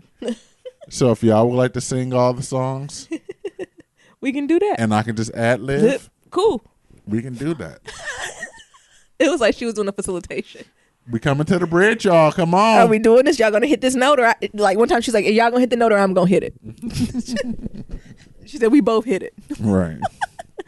But it was a singing, right? It was a talent to that. You can tell she threw down. It makes me wonder what she was doing in her prime. Mm-hmm. And what was her Beyonce era, right? When she was singing. Because that's why I told Near, I'm like, one thing I would give Beyonce, Neil was like, well, how is it compared to Beyonce concert? I said, of course it's great, right? It's Anita, right? She's a legend. We're not even comparing. But what I will say about Beyonce is she's going to perform for 2 hours and 45 minutes, and she's going to sing every fucking song on that album. Really? Y'all participate or not. She don't give a fuck. I feel like we have mics in the audience, and when Beyonce needs to sing, she turns our mics off. Mm. And she sings the song. Mm-hmm. Right? Or they turn her mic up when we singing. Mm-hmm. One another, because there's be people in the crowd be singing, but I feel like she got a thing where she be like, oh, they singing too much, honey, but I got to get through this. Right. We're going through the record. I will give Beyonce that. She sings. She's one of the longest concerts I've ever been to. Beyonce's is one only a concert that I appreciated. It was fun. It was great. But towards the end, I was ready to go home. Yeah, I'll be mad at me if you want. I was like, Jesus, I can't sing no more. I'm hoarse. I'm ready to go. Mm. That's why I was like, if you needed intermission, we could have did intermission, came back. Yeah, because she showed didn't do an intermission. Yeah, like a little break or not an intermission. Remember when you have an opening act or somewhere where somebody come in and sing a little something, and then that is enough time for you to change your outfit, pat your hair, because you ain't do outfit change, right? So that's what I was looking for. Maybe a new and upcoming artist to come on in for about 20, 30 minutes, give her enough time to drink some hot tea, change her outfit, and go and come back out. I would have appreciated that. But also, what did Anita say? She's 60, honey. She don't got time for the shit. Look, I'm 60 today. She got 60. She right. Thank you, Queen. You did the best. Thank you. Thank you. She said, giving you the best that I got. Baby. Baby. And she did. Because there ain't many people out here in their 60s that can do what she did. Right. So I think it was a fabulous show. Y'all go follow her on Twitter. Mm-hmm. So when she come to your spot, y'all be there. Right. Because the way the tickets go, it just pop up. Yeah. And then they sell out.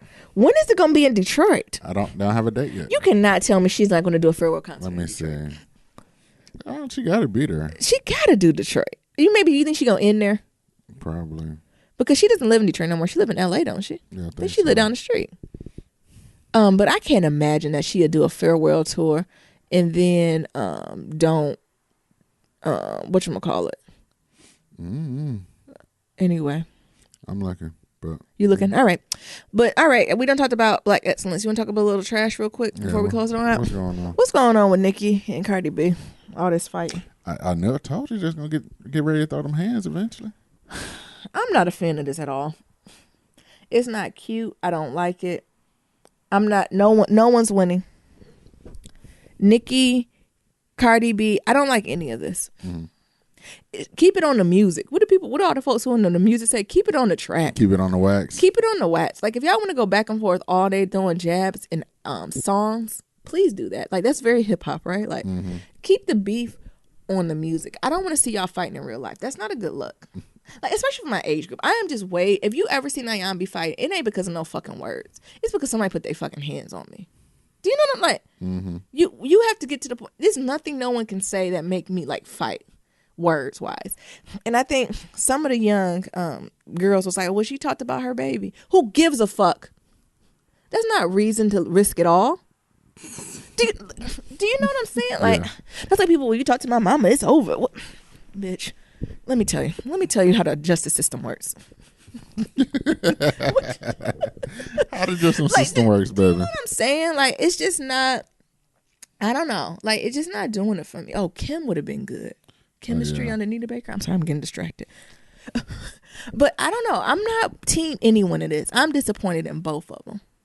I am too. I'm disappointed. It's not a good look. I don't know. I don't care who started it. I don't care who finished it. But I'm upset that it got to this point. I can't believe they was really throwing them hands. Me too, because I thought that was a rumor. They was throwing hands. I seen the video and I seen that's what I really thought. I was like, oh, it's just a rumor. You know what I'm saying? Like folks started mess. You know what I'm saying? Like, maybe they said some slick words. Like that's what I thought it was. Like, maybe they had some slick words in passing. No. Which fine, right? If you're gonna do slick words, have slick words in passing. Even if you get a little rah-rah, right? No. But putting hands on each other, throwing shoes. She gonna do what to who? Let's find out and see. Yeah, she bringing her music to life. Yeah, that's what niggas do. That's what real rappers do. No, it's not. Ain't no such thing as never mind. Rappers ain't talking this. That ain't real life no more. Niggas not doing that no more. But I'm disappointed. Cardi get it together. Nicki get it together. Like I don't put them on fits my life. But like what's the rumor was that Nicki said something about her daughter. Yeah, she probably did. Somebody saying black people, we have to get away from these code of the street. Nicki, that's the thing. That the rules of the hood don't apply in Hollywood. No, I don't. Or corporate or the work. Like, you know what I'm saying? Like, I just can't go tell my boss to square up because she gave me a review I ain't like. Look. You could, but it ain't gonna the way the justice system is set up.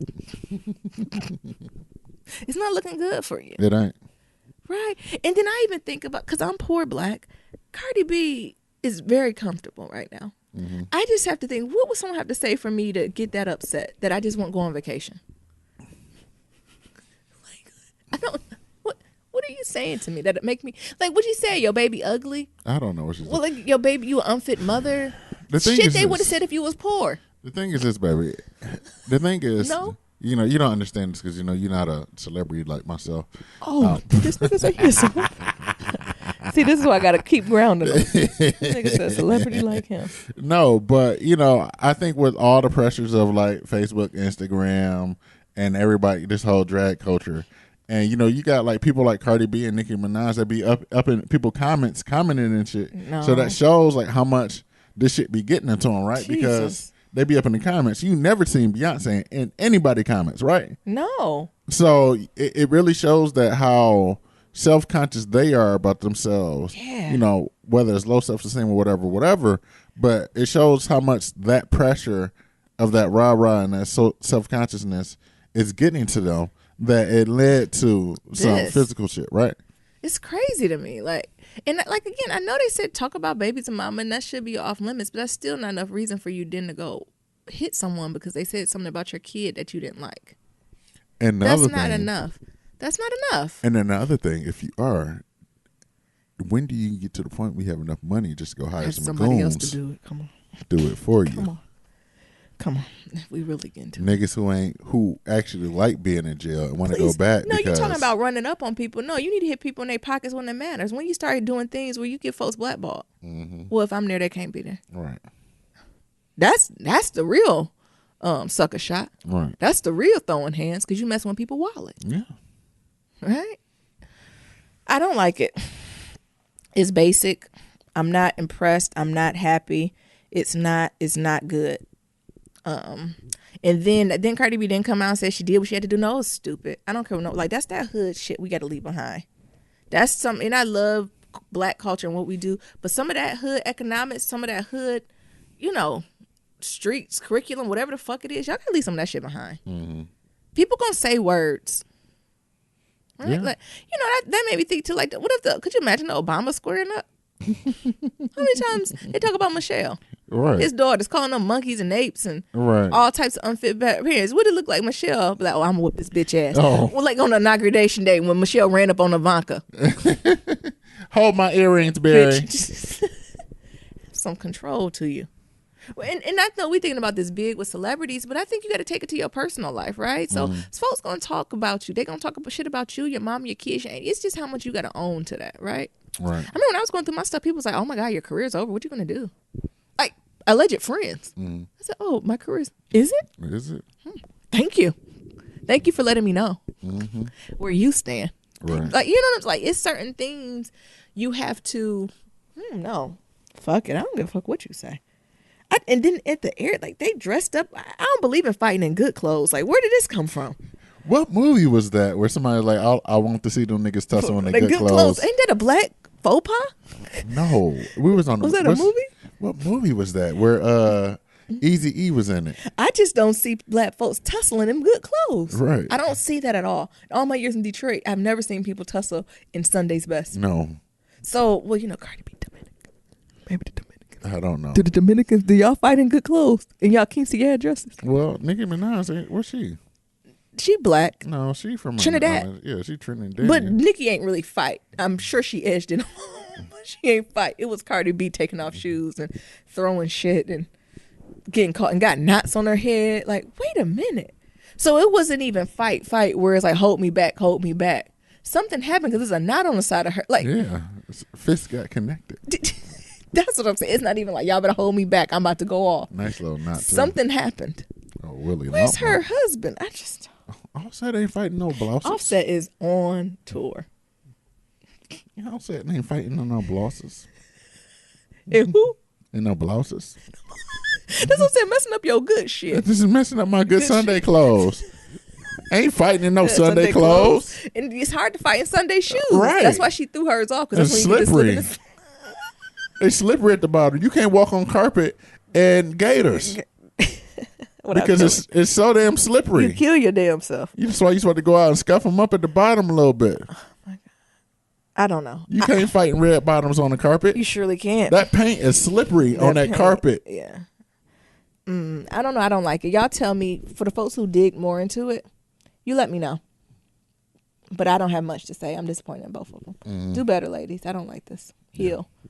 Neil, any closing remarks about that? No. All right, briefly. Your Supreme Court nominee, Cory Booker, I heard tore him up.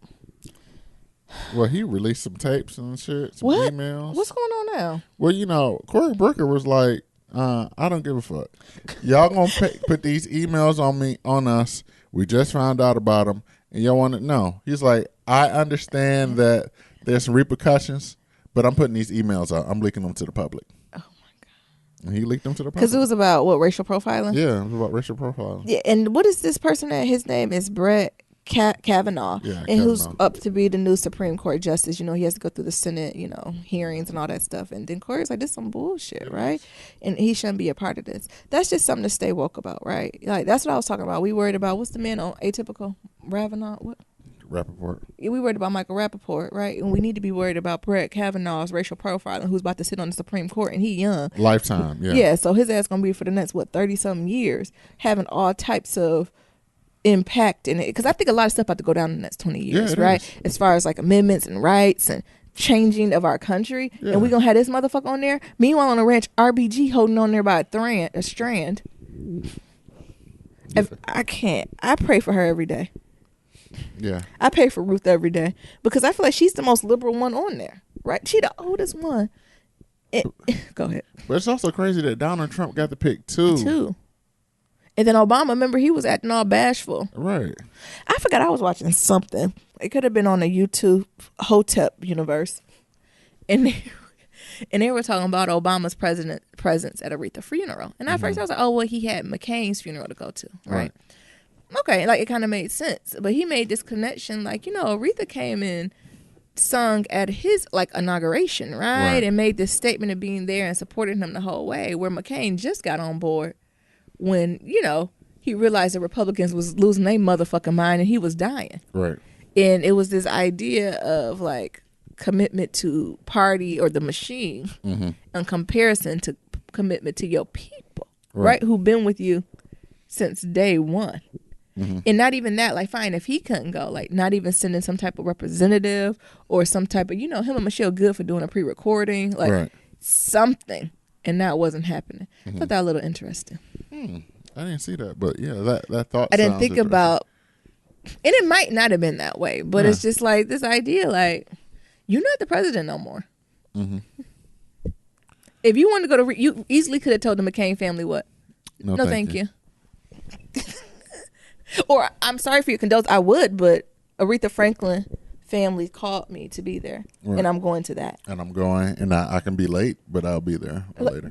Because, hell. That's what Bill Clinton did. They hopped on that PJ. And they went. And fume.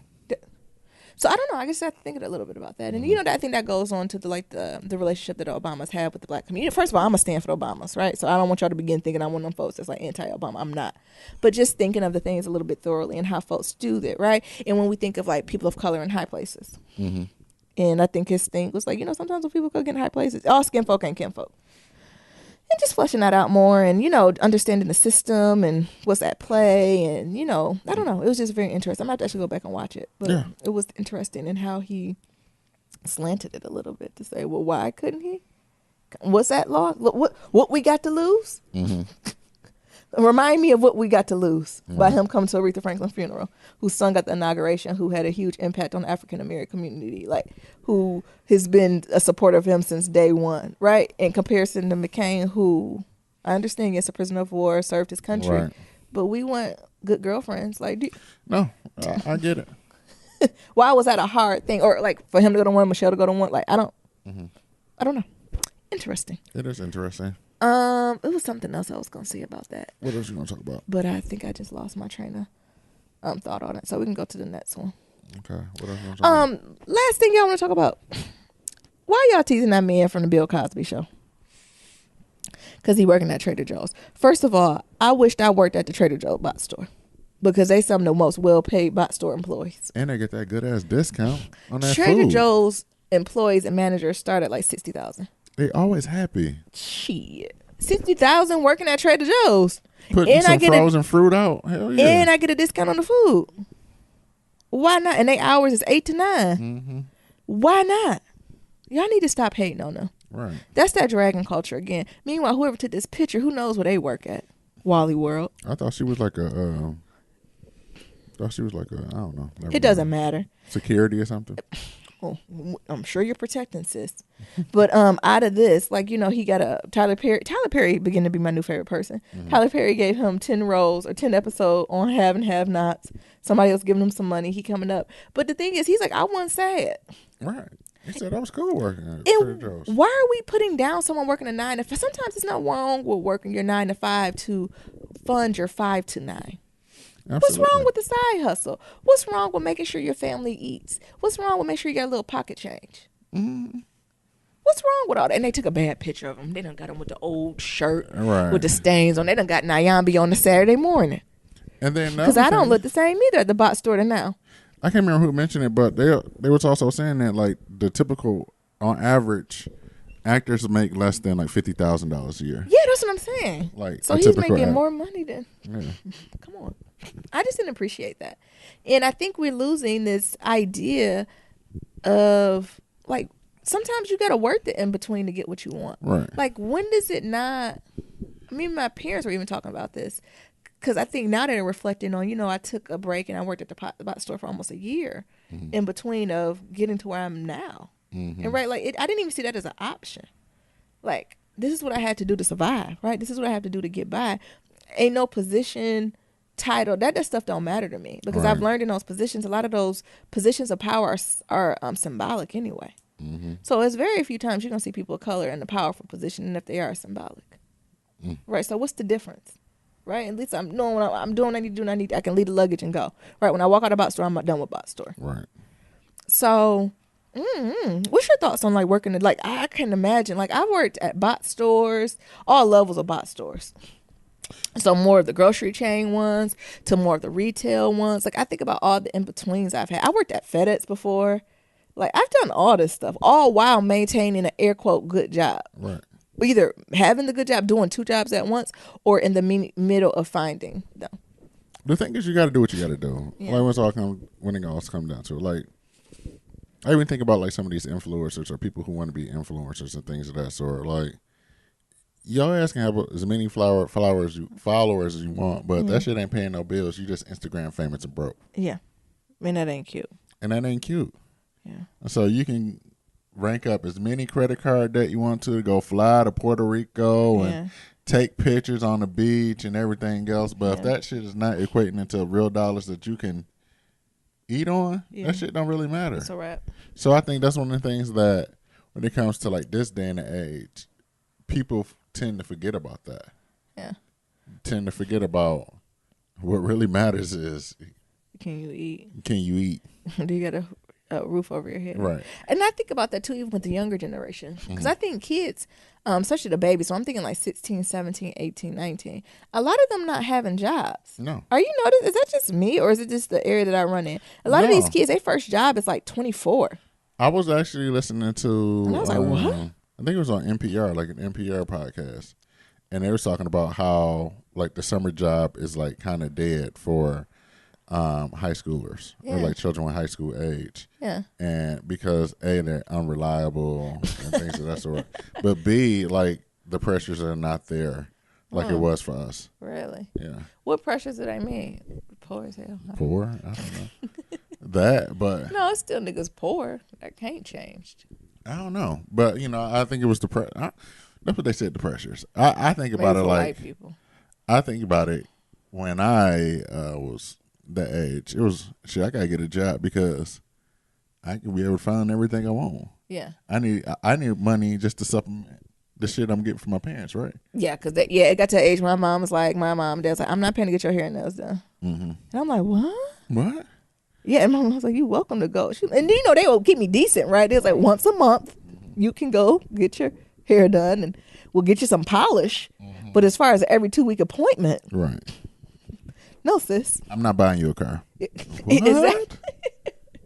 You can save up for your car and I'll gladly add you to my insurance, which you will pay me. Nigga, I had a paper route.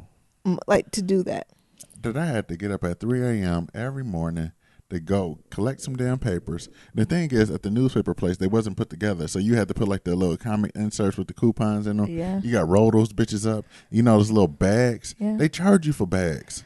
Yeah. So I had to buy my own bags and stuff them bitches and go out there and throw the fucking newspaper on my car. Needed the age of Amazon. You probably could have got that for a quarter of the price now. I know, right?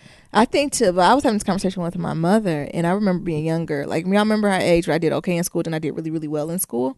And I was the point where I was doing really well. And my father told me, he was like, if you continue to do well in school, you don't have to work. Like, we can work something out, right? We'll figure out your allowance. We'll adjust getting your hair done. Like, if you maintain this, because I know you want to go to college, this is important. You can do this. And would my mama come in? No, the hell she can't. She getting a motherfucking job. She gonna have to learn how to multitask in this bitch. And then once my mom, I was like, well, fine, because I always mother-daughter competition. Fine, I'll get a job and maintain my 4.0, right? Of course, that's a lot. But I remember my dad saying, like, you don't have to. If you want to, of course, I support you. But if you don't want to and you able to maintain here, right, and of course do stuff around the house, all that type of stuff, you can you don't have to work. And my mom was like, that's a lie, and that is a lie.